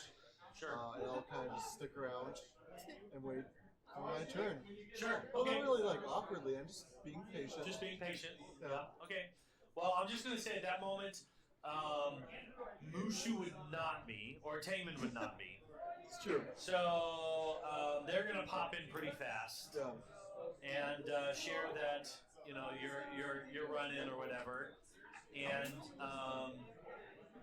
so he's going to look him in the eyes, right? And he asks to see the wound and all that, and he says, yeah, normally it takes some pretty strong restoration magic just to make this go away. He said, but you're in luck. I have a flower in bloom right now that you can use this. He goes into an explanation that's just.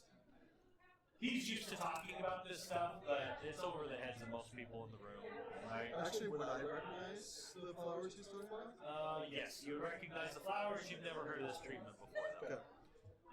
He says, however, it is a painful recovery, and it's going to take a couple days of some bloodletting. So what we're going to have to do is we're actually going to have to take blood out of him, purify it, and then put it back in. And then take more blood out of him, purify it, and put it back in. He's like, it's going to take some time. So it's going to be a little bit painful. And he's like, I'm pretty sure I'll be able to find a soft spot underneath those scales somewhere. But yeah. So, and And Taman asked a similar question, what's it going to cost? And he said, well, this is rather a rare, and sacrificing the flower means I can't use it for pollination. So this is a pretty costly, So at that, Yeah. I'm actually going to chime in. okay. So I'll approach him and I'll ask him if it would be alright if I inspected his garden. He said, are you interested in herbology? And Yes. yeah, okay, I know interesting. quite a bit about it. Fantastic. And he said, well, absolutely, as long as you don't touch anything. Okay. That's fair. Yeah. He said, if you're interested, I have some pretty rare specimens. Then he gets a little proud. Yeah. Some pretty rare specimens back there, right? I'll ask him to give me the tour and Okay. in detail. He You don't have says, to go into detail. Just, right? yeah.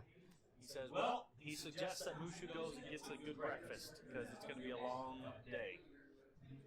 And, but he says, I have an idea for payment.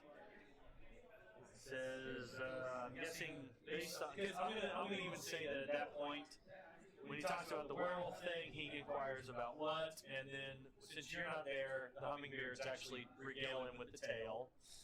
They do quite a great job. There's not as much singing and flair, but they do tell the story. And he says, well, I'd be happy to help, and I won't charge you. And he kind of starts looking around. He says, actually, I feel more comfortable discussing this in my greenhouse. Payment. So why don't we go take a look at the specimens? Yep. And at that point, the Hummingbeards they're like, okay, where's the nearest tavern and all that. That's what they're interested in, and they're gonna go. Well, they're actually gonna go try to earn their keep, earn their stay. So. You're not gonna go sit and settle. I have a feeling him and I are on the same page right now. Right. Yeah. So what he does is he takes you guys, you and Taman and Mushu, into the back. And so he starts showing around, and he's got some of this, and then he kind of sticks his head out every so often, and he actually, as he's doing this, you actually notice he's actually taking some seeds out of his pocket, and he's kind of like dropping them kind of around the area as he's showing you around before you actually go into the greenhouse. And as soon as they drop, they flower into something or whatever. And so he kind of puts a perimeter of these things. You notice he's putting a perimeter of these flowers around, right? And then he takes you into the greenhouse. He's like, all right, well, the flowers will let me know if we're going to be disturbed or not. So he says, I will heal your friend for free, but I need you to get me out of here. He said, I came here to help. There was a local family that had asked for me, and they had their son was in a bad shape, and so I came to help.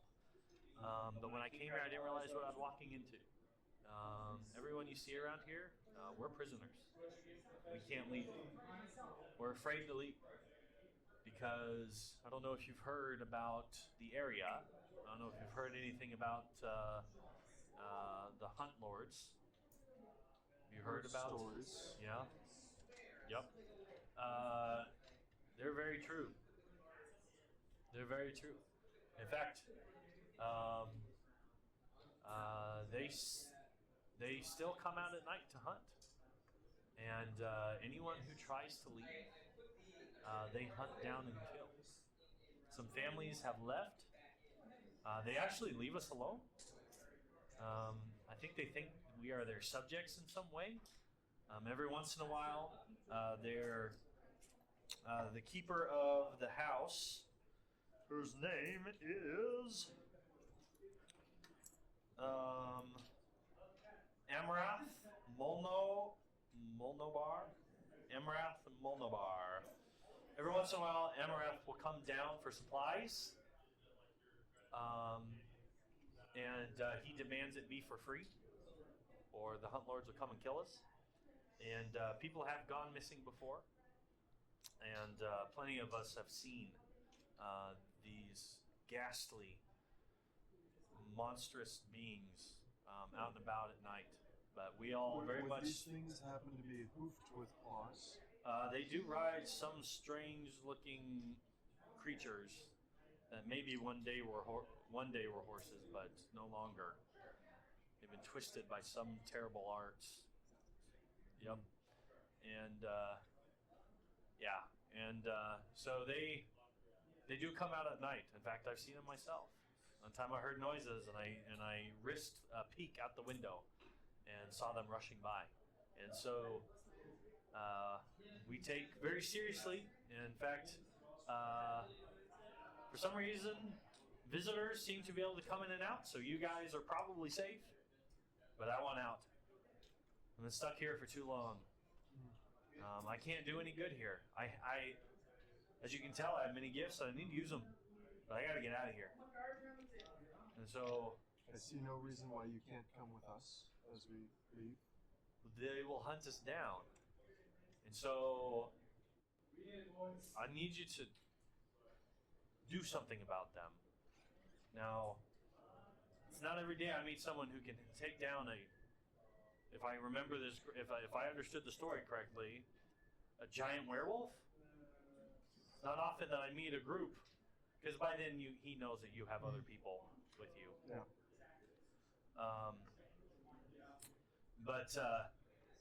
Yeah, it's like, it's not every day, so I'm taking this. Do you think you could defeat them? Or at least if I come with you to be ready for an attack? My party and I are quite capable. I think I will inform them of this. I have no doubt that they will want to help you. Well, they only come out at night, but we're all fairly certain they are still housed in that lodge up the hill. Meanwhile, you guys approach the lodge up on top of the hill. Yes. Oh, wonderful. And you guys come forward, and it is well kept, and it is well maintained, and you can tell whoever works here puts a lot of effort into it. And Actually, do I know that they're heading towards the lodge up on the hill? yeah, Okay. Animal messenger to send a message okay, to beware of possible hostiles okay. at the lodge. Who knocks? It'll be Oh, no. it'll be like a sure. Like a How does an pigeon or something like that. animal messenger work? Basically, I speak a message into it. It goes For a nearby to the person critter. that I target, and then it's. So you have to go find a critter? Yeah. There has to be a critter nearby that you can cast a Hell Friendship on. So you're like, hang on. Yeah, but then it speaks in my voice Sure. to the person. So you're going to go out and find a critter? Whenever our conversation is concluded, yeah. Okay. All right. You do know they're heading up there right now. Can I pardon myself from him for a moment? Yeah. Okay, then I will do that. Okay, go give me a survival check. See how long this takes for them to find you. 18. All right. Find a squirrel. Squirrel. Okay. Well, Yeah. Okay. Animal handling. Oh. See if it follows you or runs away from you. 15. Okay. All right. So clunk, clunk, clunk. Meanwhile, clunk, clunk, clunk, clunk. Doesn't take that long to get up the hill. They've been through a whole long conversation, so yeah. All right. So so you knock right on the door, and say what? Yes, he knocks. Yep. It's kind of quiet for a while. Eventually, you kind of feel the need to knock again. Clunk, clunk, clunk. Yep. Right? Boom, boom, boom, You kind of boom. hear a on the other side of the door. Not quite sure what he said. I'll cast Lava Church on my voice. Hello, special delivery. You understood that? Okay. Yep. And Later, even a pay little- for the delivery, right? there's a slot that looks kind of like a mail slot. Goes shoot and it's like, so like your eyes are here, right? Yep. It's about down to your belly button. Really? A little slot opens up, and you can kind of see eyes behind it. And it's like, They're at that level. Like, what do you want? Yes, we have a delivery of some saddles and harnesses for the master of the house, I guess. From Tribor. From Tribor. Took you long enough. Hang on. And he kind of, oh, actually, he'll say, "Who sent you?" I'll just kind of nudge Zictari, like, You would know. You would know. Zutari would know. Okay, I Zutari forgot the remembers. name. Yep. All right. He's Zard like- probably forgot the Yeah, name. he but says, he's like, he says, "Well, it took a long enough. Been waiting around this for weeks." Sheik. And he shuts it. And then you hear sounds of like all the unlockings happening. So unlock. You can just kind of hear it as it talks at the top. and goes, yeah, there's a lot of locks on the other side of this My thing. gosh, it's so accessible. Right? Yeah, it's quite a bit. I'd And say it's just the right amount. big. Compensating for something. Now, as you kind of look around, you do notice that like all the windows, they're all like heavy. They're all like reinforced. they're And starred. they're all covered, Mhm. and a lot of them are like have bars over the top of it or whatever, right? Not sure if it's to keep things out or to keep things in based on the stories you've been hearing. Yeah. And so this place, I mean, is a fortress, right? Mhm. It's a fortress, and so he opens these big double oak doors, and and you can tell he's really straining on it. And you see a dwarf, right? Yep. Old, ugly looking dwarf, Yep. right? Gray, shriveled, almost kind of green tinted skin, ugly kind of fella. One of his eyes is kind of like Shut, half like he's- shut, and his face is kind of sagging on this side, right? Yeah. And so, he kind of just really moves with this side of his mouth, when he talks, Oh yeah. like he had a stroke at some point, Mhm. and he's like, he kind of looks around at all of you. He's like, "You got enough of you around, huh?" He's just kind of, "Sure, there's a lot of you just for one package. Good grief." He kind of opens Where- it. He's like, "Just drop it off on the inside here." Where at? As I just go anywhere in particular? He's like, "It's right here." And he just points to right there in the foyer. Now, when you go inside, Yep. okay, the inside does not match the outside. Outside well kept, inside dusty. Yep. Okay, inside cobwebs, inside very dark. Right? You can tell he's got a candle that he's using to walk around. Right? Mhm. There's light coming in through the curtains a little bit, but mostly it's just dark. Right? All right. Dark, nasty, and Well, this is a foyer looking like. As I'm just kind of that's looking around. beautiful. I mean, Or how big is it? it's huge. This is a big house, real big. It just It's- kind of opens up, and it's got one of those things where it's like there's big double stairs that kind of wind up to the next floor. The next floor you can see everything, and it's the floor is it's all woodwork or whatever, but it's got different kind of stains and all this in it, and it's got like this really cool mural on the floor, stained into the floor Mhm. of a hunt, of a big deer-like animal with some hunters coming at it in the forest. Just it's beautiful, right? Yeah. It's really nice, and so you gotta drop it on the head of the. well, you not on the head. I'll move in maybe 5 feet past the Yep. door, and then I'll just set it down. Okay. Yep. He's like, "All right, be underway." Nice looking place. Payment? I think we payment taken care of for it. I gotta double check. I don't remember. It's good paid on both ends. It's fine. Because it probably wouldn't have said this, knowing we were gonna go back. Oh yeah. I already paid.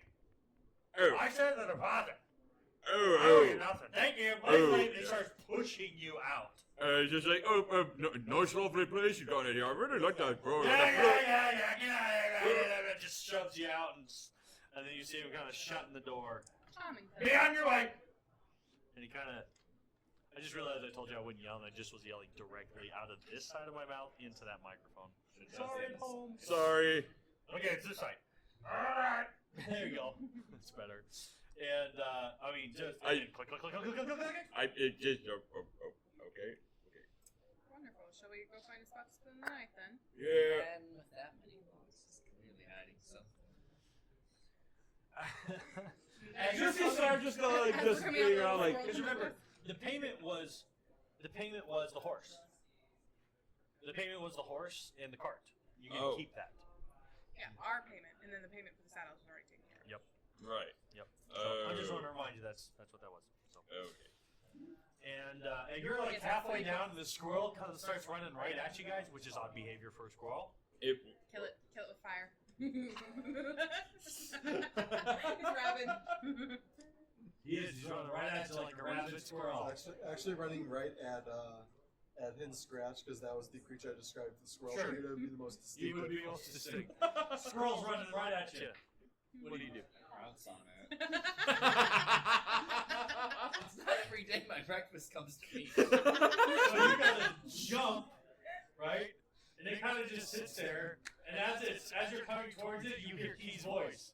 Beware hostiles. I'm not. Hostiles in the end. Hostiles where? Hostiles in the lodge. Okay. Beware hostiles a lot. Boom, you got it. And then it freaks out. It's like, it's trying to get away, and she starts to, it bites you. It bites at your hand. I'm just confused. Did that squirrel just talk? Yes. Is this squirrel key? It has does a 16 hit you? Sorry, key, I'm just hungry. Yes. Does a 16 hit you? Yes. You get bit. 1 point if you're. Do you need Now to you go see think he has Alistair rabies. to get No, I'm just the kidding. rabies? Right, you have rabies. I'm a were squirrel now. So you want to eat yourself. Alright.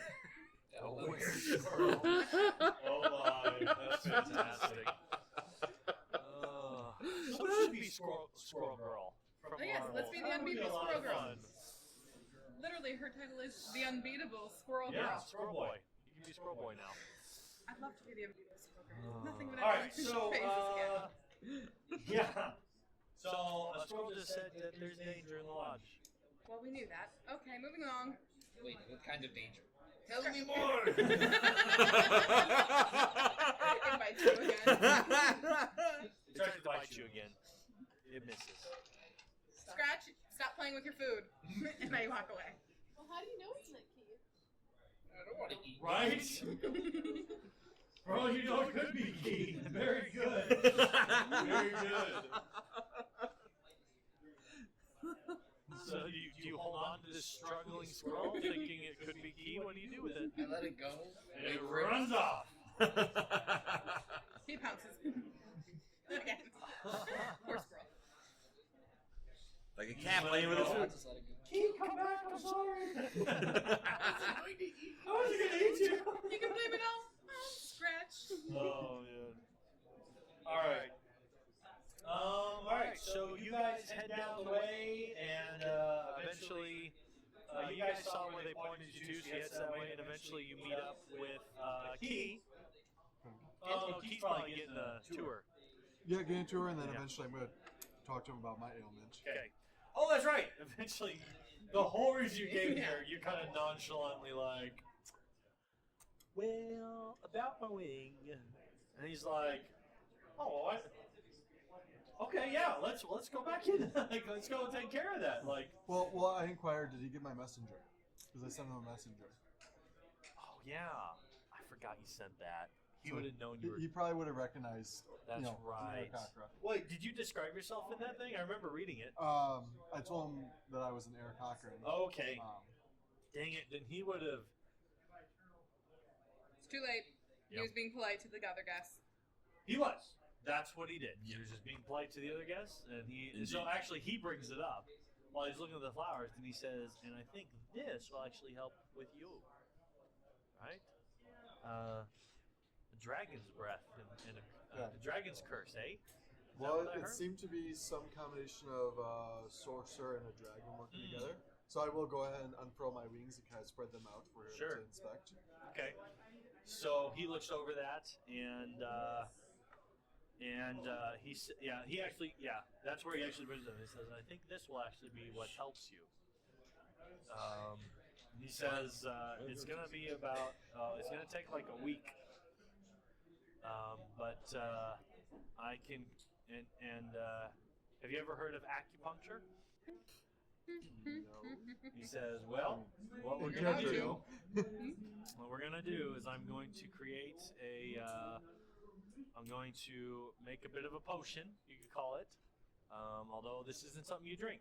You're going to dip needles in it, and I'm going to dip needles in it, and I'm going to insert it in very specific points in your wing where there's damage, and hopefully we can repair the nerves and hit the problem that you've been facing with that. So. Okay. Lucky for you, a good an Aarakocra friend donated his body to me for science. Wow. Okay. Wow. And he says, once they're gone, they're gone. It's just a body.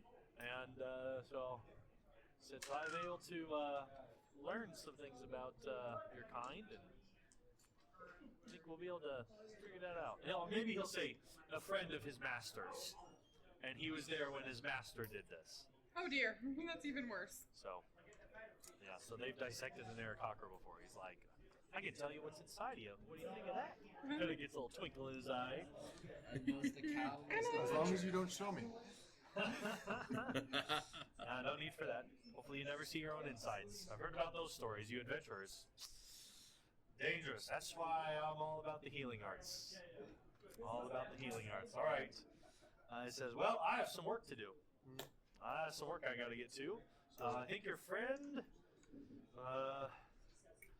I'm pretty sure I can handle a couple of these at the same time, so it's going to take me some time. But why don't you come back at the end of the day, and I will see what I can do.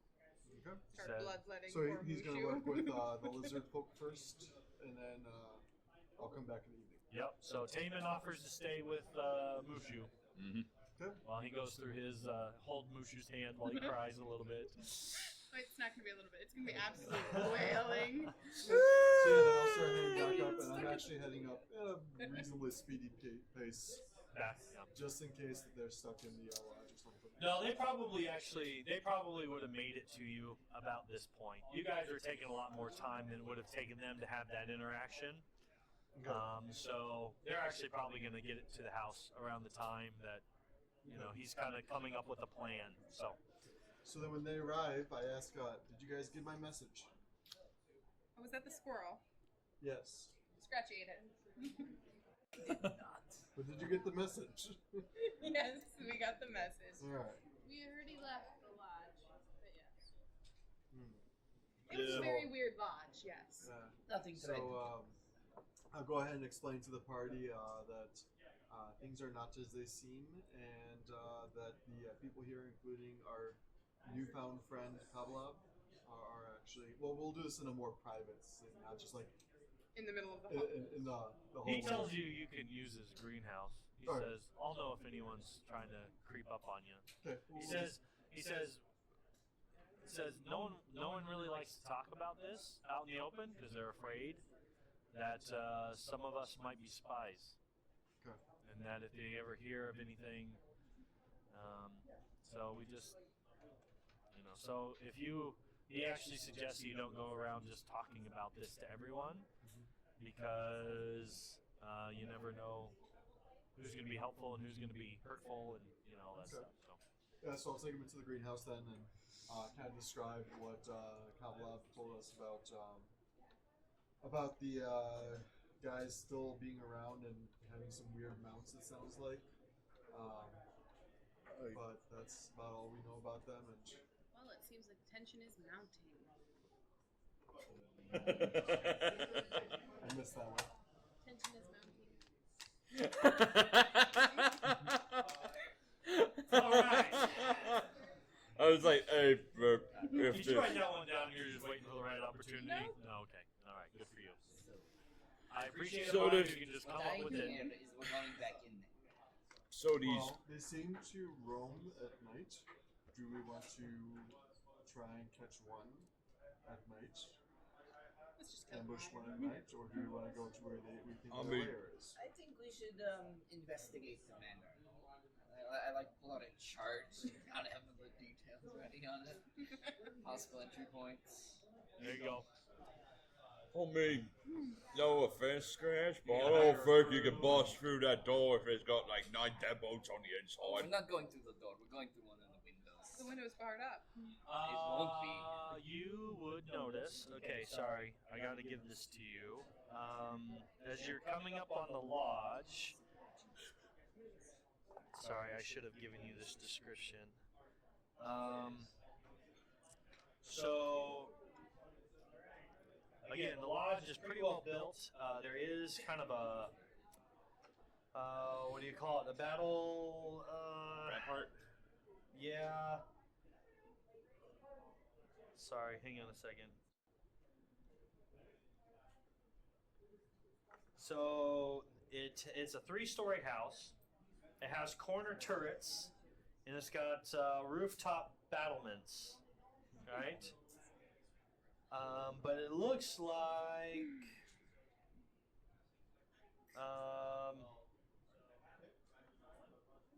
like one of the battlements isn't looking as good as the other ones were. Right? When you guys were inside, you said that there are windows that are barred up. Were they pretty solidly barred, or were there gaps between the bars? You're not fitting through them. Well, He might be able to. As a itty bitty spider. You are a master of I could go turn into like a spider or a mouse, crawl through the window, come out the other side, and unlock the door. Yes, that would work. We got a man who can get us in through the door. I mean, the last time we suggested turning into a mouse and going in, I mean, there's only like what bunch of fleshing goo. So what worse could this be? Oh, that would have been so awesome! So we got ourselves a doorman. Alright. Man, that would have been so awesome. You were so ready to just jump in there. Yeah, And would get have eaten. been new character the following week. That's when I first Yeah, had to another call you question. guys out for metagaming a little bit. Come on, what would your adventurers do? Not what the player would do. I was all prepared to do it, and then someone else decided else first. I know, I had to call you guys out. Technically, it's a piercing weapon. They were piercing weapons. Oh! I will not let you live it down, He's man. that eager, sneaky You never Because he will. said, I swing at him. He didn't say I stab at him. Like, I swing at him. Okay, you hit him. Technically, it's piercing. I just remember the look, Mike. I just never forget the look. You're like this. You're literally like looking down, like. You kind of look at me with this sideways, but it's like, technically it's piercing. Okay. Go back and watch that episode. It was funny. Was that episode 5, I think? We nearly died. Yes, It's it was fine. really Moving nice. on. Yeah. So, Yeah. So, So it do sounds you like we're want- going to be in town for several days, though, while we're dealing with these issues. We should probably keep an eye out and not just go in blind like we have been. Yeah, maybe scope out everything. Wait for Mushu to be fully healed, so we have a full party. and I've got another You could idea also too. wait for him to change, and then once he goes I berserk, mean- put him in the. let him go berserk and see what happens. Oh, Mr. Werewolf! And I would just say, just for clarity for the party, how long has it been for travel time between Tribora and for Nonar's Hold? Let's see here. You guys didn't really. Okay, We kept going the whole time. let's see here. It would have been like 1, 2, 3, Mushu isn't 4, exactly the most stealth. 5, 6, No, this is what we call a bad idea. 8. It's. But I'm throwing him out there anyways. You're coming in 10 days. It's been a 10-day. it's been a 10-day. All right. Yep. So, as far as what we have discussed specifically with my plate armor from the Orogs that I've been modifying. Yeah. It's not late now. It's not late. Yeah. I said it would take you a 10-day. Yeah. You had to use 1 day to do his. You got. I've If got. you guys aren't going in today, you got a couple days to finish it up. I mean, I've almost done with this armor. That could probably help us out. I mean, if we'd rather be at full strength, if we gotta heal everybody up, then we could do about it. We can scout first and let you finish your armor. Okay. So let's talk about. So tell me about the scouting plan. So you guys are gonna find an inn. Okay. Yep. Yep. Where does And our new contact / friend recommend? It's gonna be 8 silver pieces a person per day. And the bloodletting is gonna take you about 3 days. His thing's gonna take a week. We can always just do it. But you're gonna have. He tells you you're gonna have 2 sessions every day. Okay, so beginning of the day, end of the day. He needs you to come in, and you're gonna be doing some of this. He basically turns that area into a pincushion. Whatever it is fighting it. So it's kind of painful, right? And you're sore. You're pretty sore, especially. Yeah, the procedure leaves you hurting a little bit. So. Okay. And Mushu's exhausted. Okay. So we probably would take the 3 days that Mushu is exhausted, By the 3rd day, okay. So that's okay. Yep. So he says it's gonna take about 3 days. and we'll just be like doing Okay. reconnaissance. those So 3 tell me nights. about what you want to do for reconnaissance. So there's- that'll be again 8 silver pieces a person. You guys are making big deal on gold, so I'm gonna make sure you guys are So there's a decent amount of like normal. make it a straight up gold if you're drinking every night. Oh yeah. Every night, then? Not a gold every day. Yeah. Every day. So to do basic living, it's just a comfortable place. It's not super Yep. expensive, right? Which is 8 gold pieces. So you're probably going to be spending a couple of silver pieces on alcohol, Yep. extra Sounds alcohol. about right. So if you're staying, eating, and drinking, And it's basically per going to be a person, gold. not per room. It's going to be a per person We're staying for what, 3 days? so far. 3 days. That's what you guys are going to decide what you're going to do for reconnaissance. Yeah. 3 days. Yep. Very good. So at night, I will summon flocks of owls Okay. to basically do recon, trying to like track movements of weird creatures and then report it back. Okay. During the day, if you guys want me to, I can shapeshift into what like a dog or something that's already around. Okay. So it doesn't raise suspicious, and I can go in the vicinity of the lodge, not going in, just seeing if there's like other people visiting it. Okay. As night falls, sun starts to set. The place becomes a ghost town. No one is about at night. Everyone is inside. Okay, just so you know. Like, Probably spend the first night. Just observing from inside to see Okay. what happens. Right. you tell. I'm just saying. I'm just kind of trying to give you a feel of what the place is like. Like we do your owl. Any other and then time, come if you out and didn't- keep watch out the windows. If you didn't know what was going on, the only weird thing about this place would be that everyone gets inside, shuts their windows, shuts their shutters, shuts everything down. There's a lot of light on consistently, right? They torch up the place, but the place becomes a ghost town before the sun sets. People are,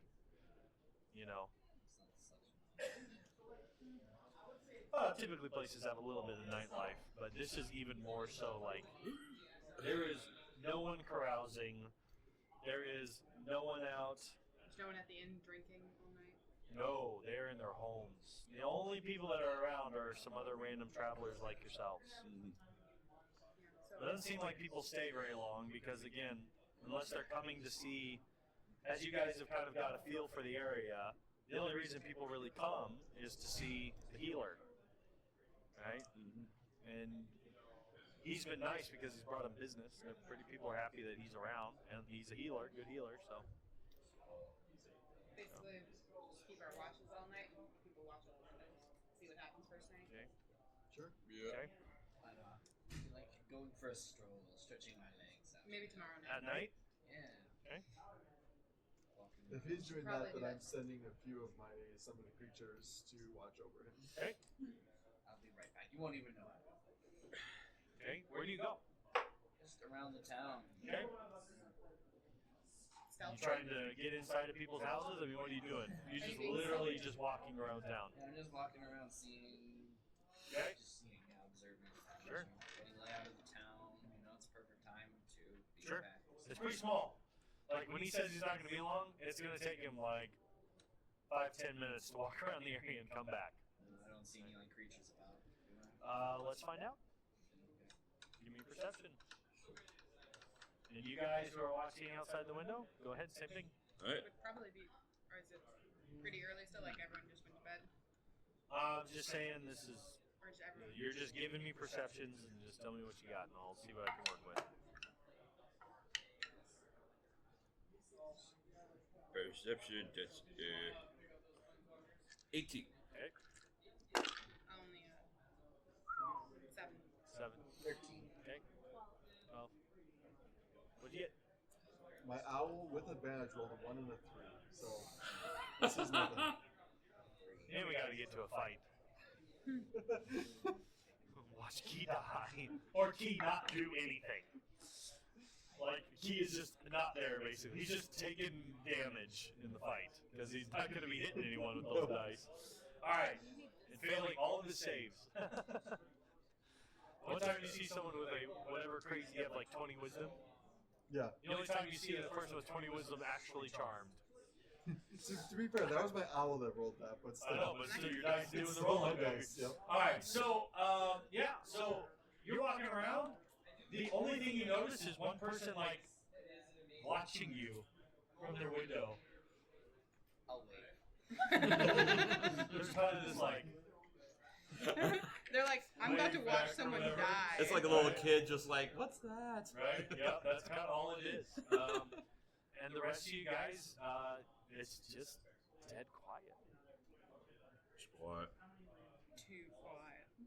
So I'm just gonna say you guys do the same thing, right? You go through the night, right? You already gave me your perception roll, so we'll just leave it at that, right?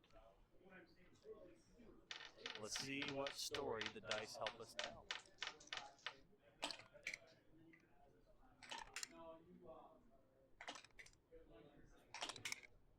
All right. Good grief, the dice are telling a fun story today. Because I keep rolling and I keep basing it on certain numbers. And you keep rolling those numbers? Yeah. You guys weren't supposed to see nothing on the way in. You were supposed to see nothing. You were supposed to get a taste of that stuff. Freaking roll a 20. So you did. On your watch, on your guys' watch, about 3, right? Very boldly. You didn't get those pictures up, did you? I didn't get the link. It's fine.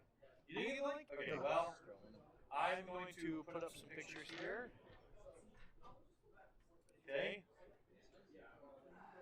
Do you want me to Very boldly, around 3 o'clock at night, this is what you see.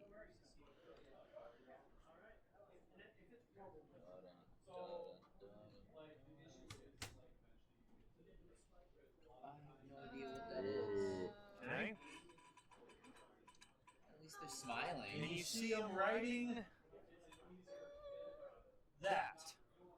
At least I think it was smiling. It looks like a human skull grafted on something. do you want to Okay. point at the camera? Now Is that I a will tongue or a aim tail? it at the camera so they can see it. I'm pretty sure Is that a that's tongue or a tail? Okay, that's what they are writing. That's a tongue and a tail. Okay. A tail on it. So, shout out to. Oh, I gotta be able to say his art. Okay. These guys, you see them first writing those things. Okay.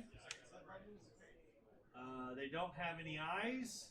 They got big old nasty grins. They got things growing out their heads. They're carrying giant, wicked-looking weapons. Okay. The 3 of them go in to town just boldly, right? One's kind of in front, 2 of them are kind of falling behind, and then Behind them, you see this guy, also riding a horse.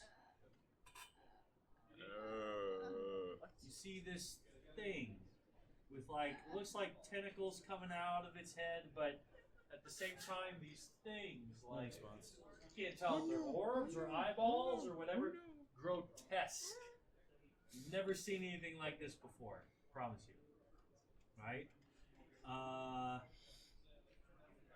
Yeah, I'm gonna wake up the other. And then following behind him,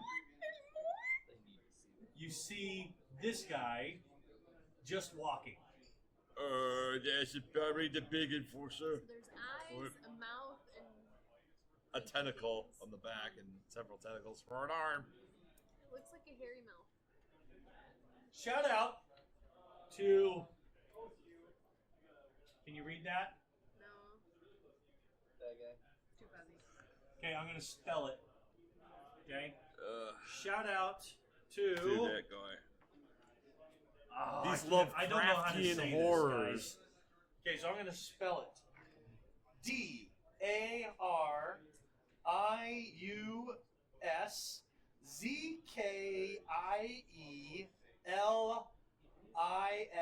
DARIUSZKIELISZEK. He's Darius an artist that something. I follow on Instagram, and he just creates wonderful monstrosities. And I said, "Oh, those will be fun." Again, for the camera, my response is like, And they just stroll like They own the cowboys in a place. western. Just holding on to their, just kind of strolling across the way. We should just The run big after guy, him. go behind, or whatever, and they just stroll right through town. Does anyone else Same wanna go to path you Bridge took, Theater? basically, because there's really only one path through town, Mhm. and they just stroll through town, right?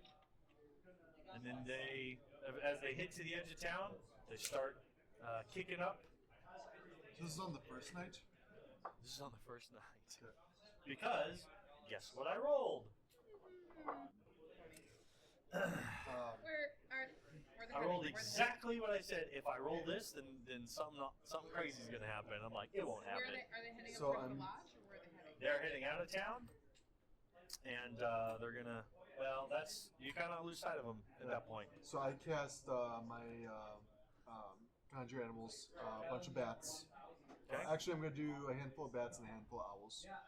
Okay. And their instructions are to very discreetly, and like one or two at a time, not all 8 of them, Sure.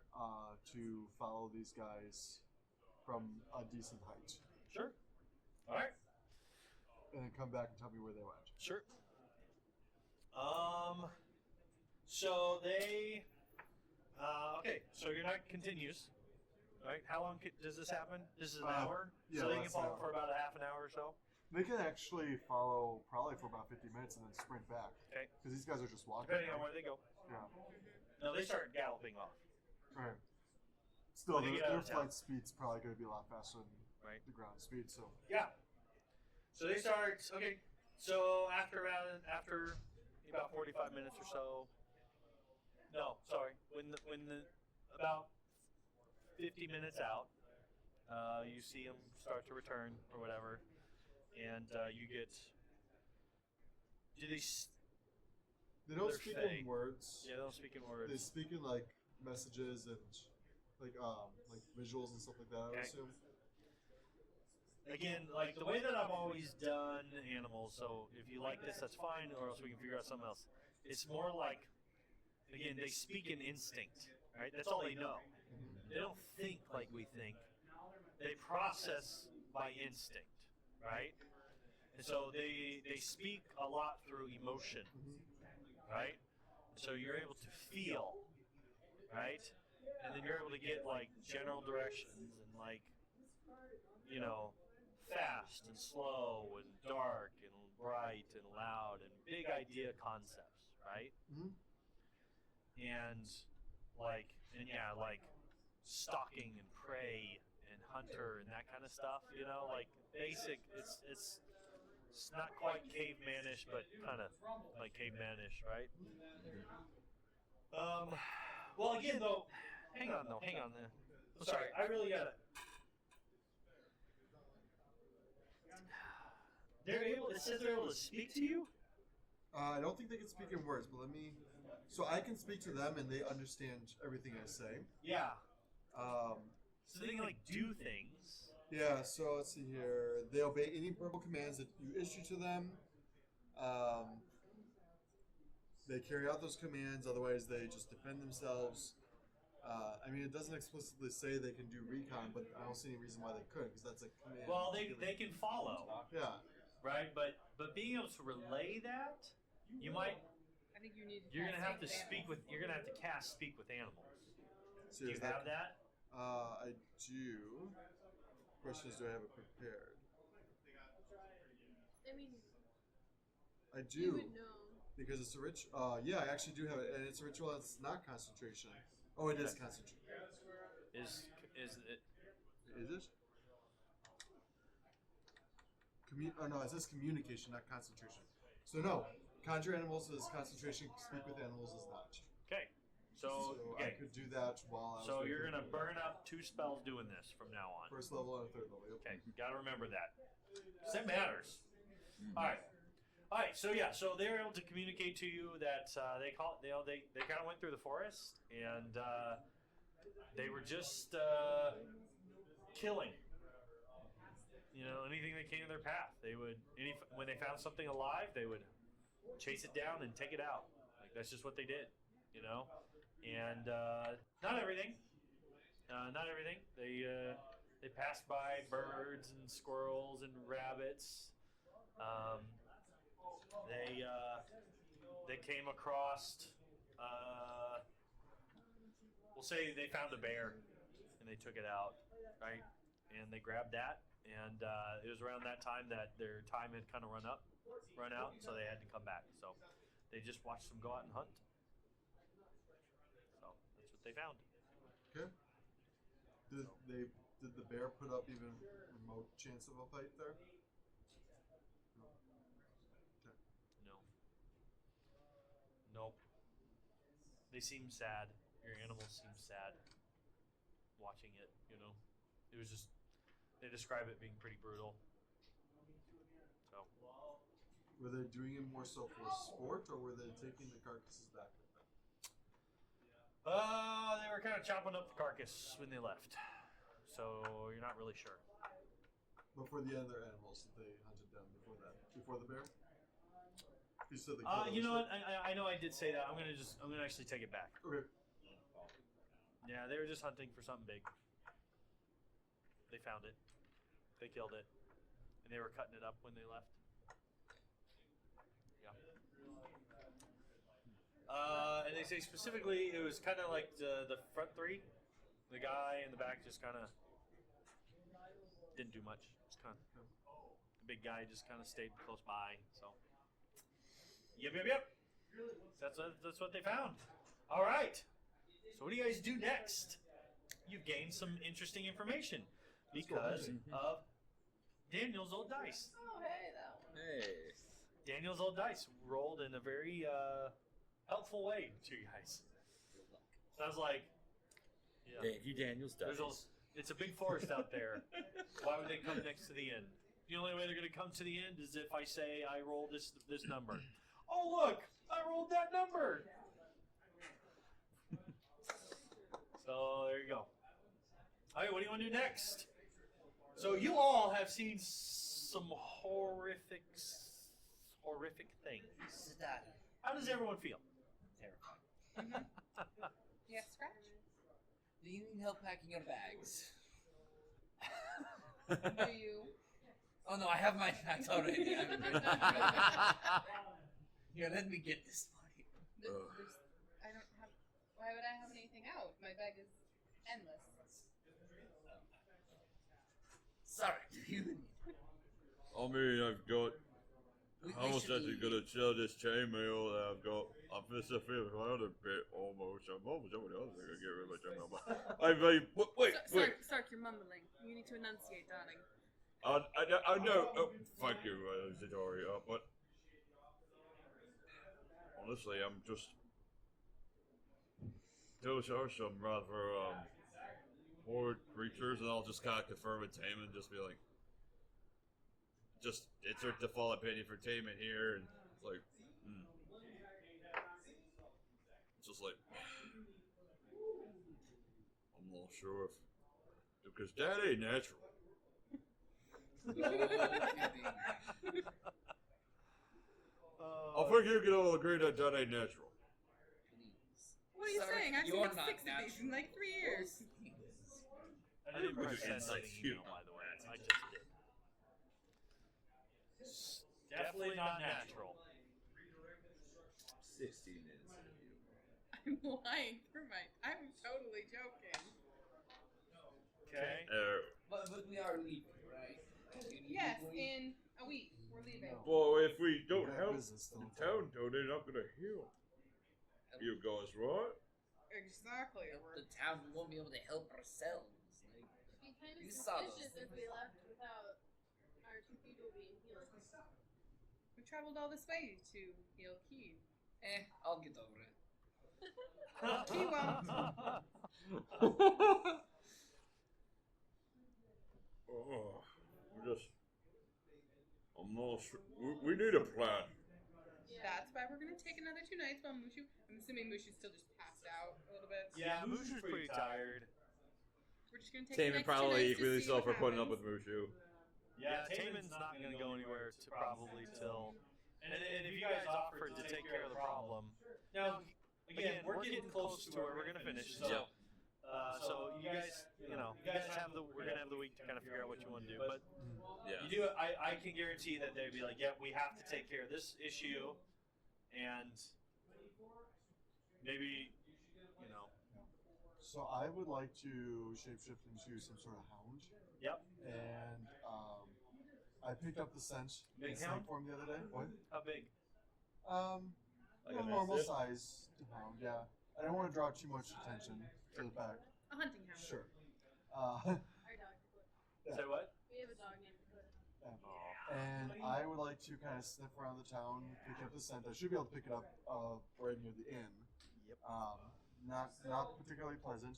I would like to head over to the lodge area and see if I pick up the scent over there Sure. as well. Sure. Yeah. So as you pick up this, the scent's easy to follow if you're a hound.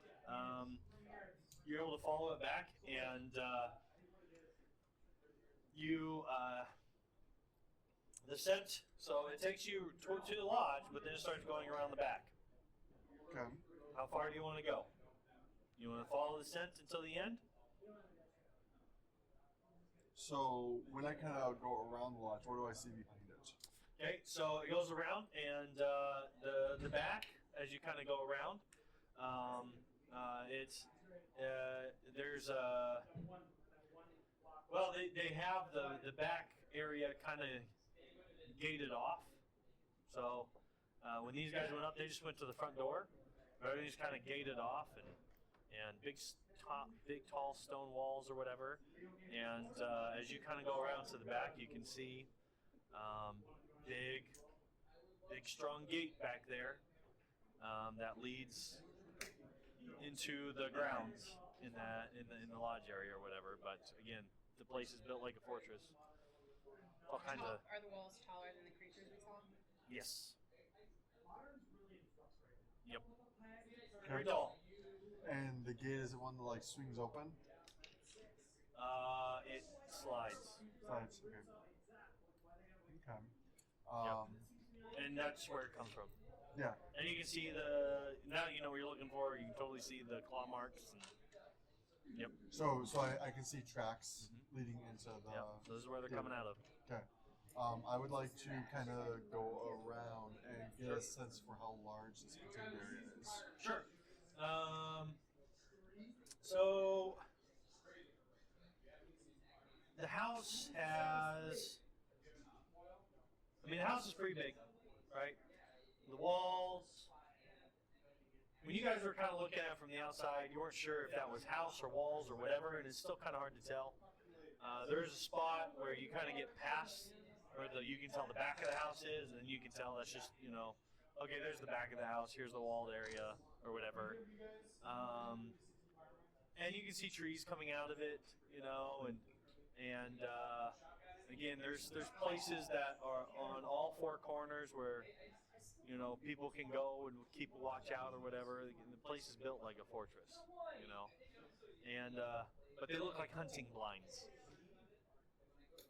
Get it? Because it's a hunting lodge. So it doesn't look like a keep, you know, like it has battlements or whatever like it. Yeah, these look like hunting blinds. But yeah, so it's all pretty. It's pretty big. I mean, the house is. Oh gosh, guys, I'm really bad at like translating into feet. You know.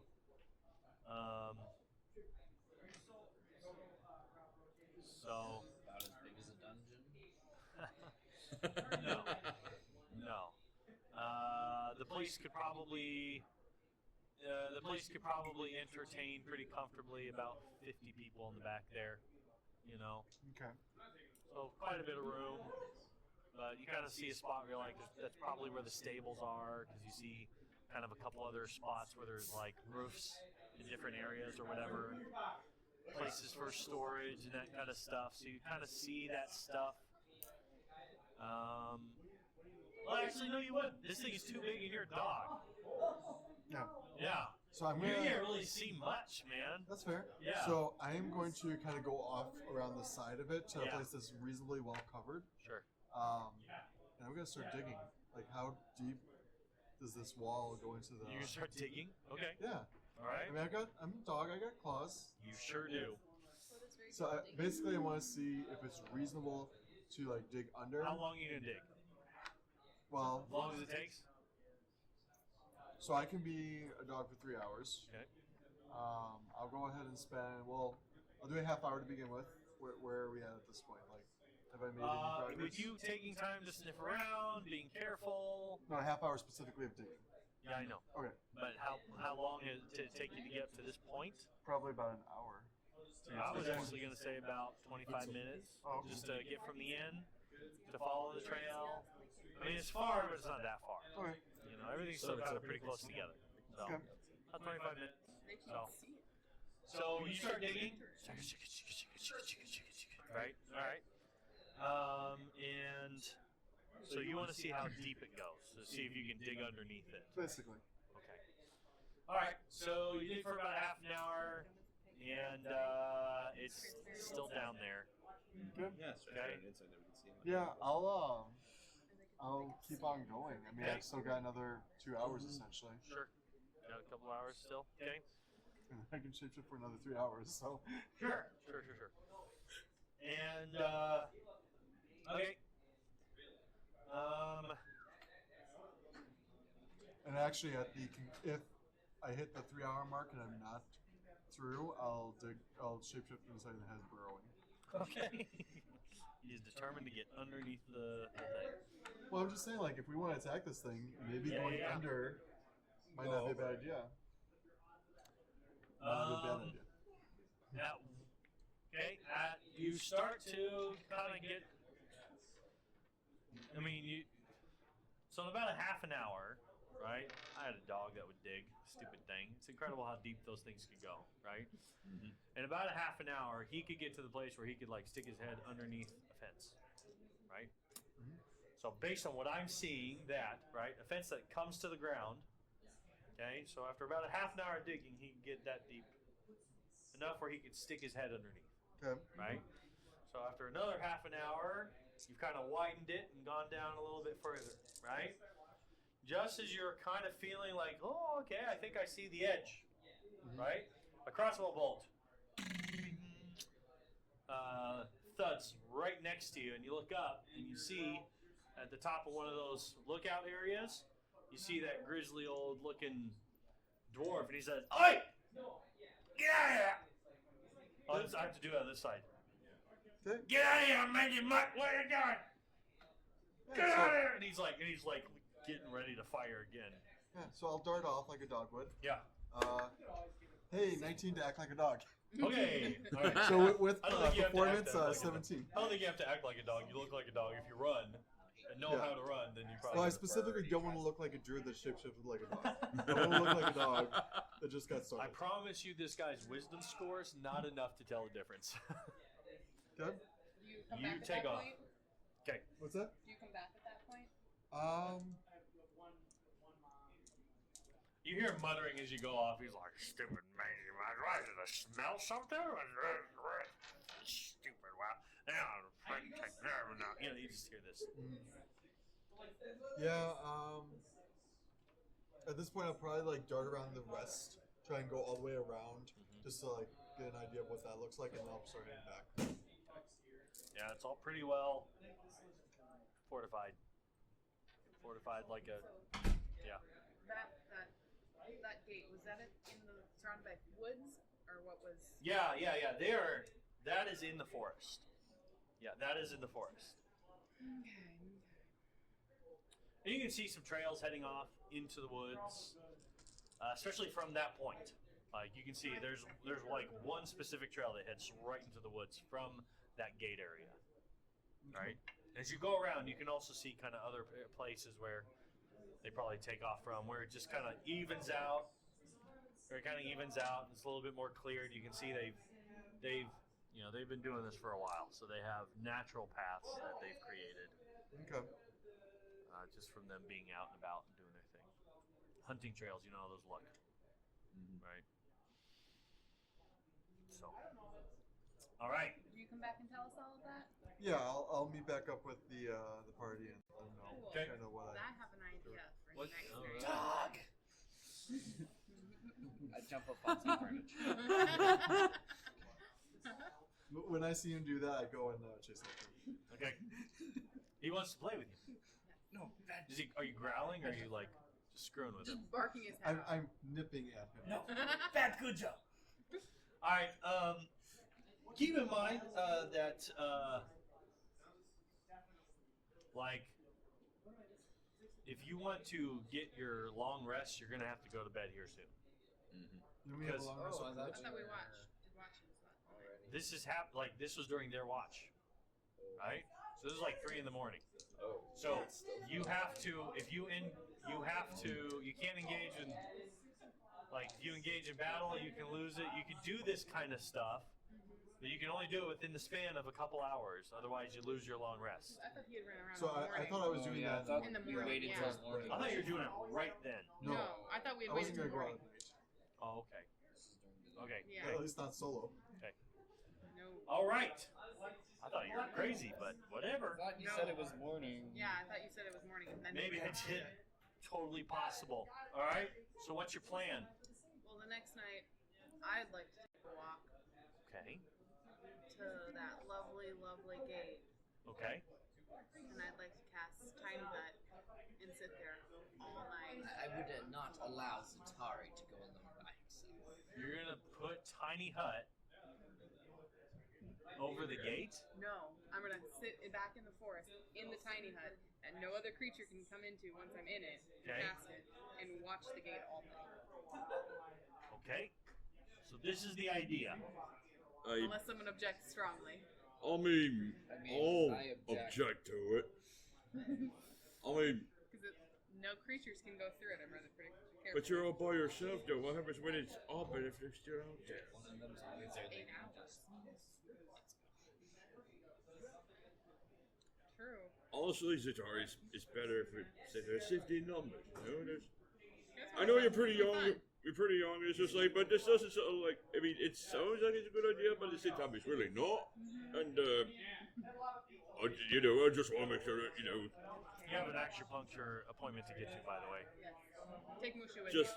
I'll do that while they discuss strategy. Sure. I mean, scouting's a good idea, but No, you can be a part of strategy. the Talk. point You of probably being should. scouting is being discreet. What's that? Yes, they They're will having this at definitely any see point the in the day, giant so you don't head have to miss just this. sitting It's an opaque dome, but okay if we think that's a bad idea. I'm sorry. So if we I'm sorry, do- sweetheart, but you're doing a real fun job and all, but If we do want to utilize the going under strategy, I can shapeshift into a badger, which has 5-foot burrow speed. So I could dig down very quickly compared to a dog. Yep. If he doesn't notice you digging now. Well, it would happen pretty quickly. or it could be a giant badger. Well, that's gonna draw a lot of attention then. Yeah, So I but suppose would you I be could able to get- make a big enough hole for us all together? That's fair. Yeah, I'd probably have to do Giant Badger. So it might be one of those things like we go there, then I Yeah. shapeshift, then we do it. And it won't be quite as It stealthy. sounds like we should wait till next week and hopefully have a strategy for Yeah. next week. We'll tell you what. That's what we'll do. We'll give you guys some time to think about this, and then when we get back, I mean, Taman and Mushu will probably have a few things they'd like to say to add into all of this. But you guys now have something to plan for, and Indeed. we got some ugly-looking jerks to go after. This should be a lot of fun. Oh yeah. And yeah, well, don't forget, like, comment, follow, subscribe, all the things. And again, I didn't. Yeah, go follow. I'm gonna spell it one more time.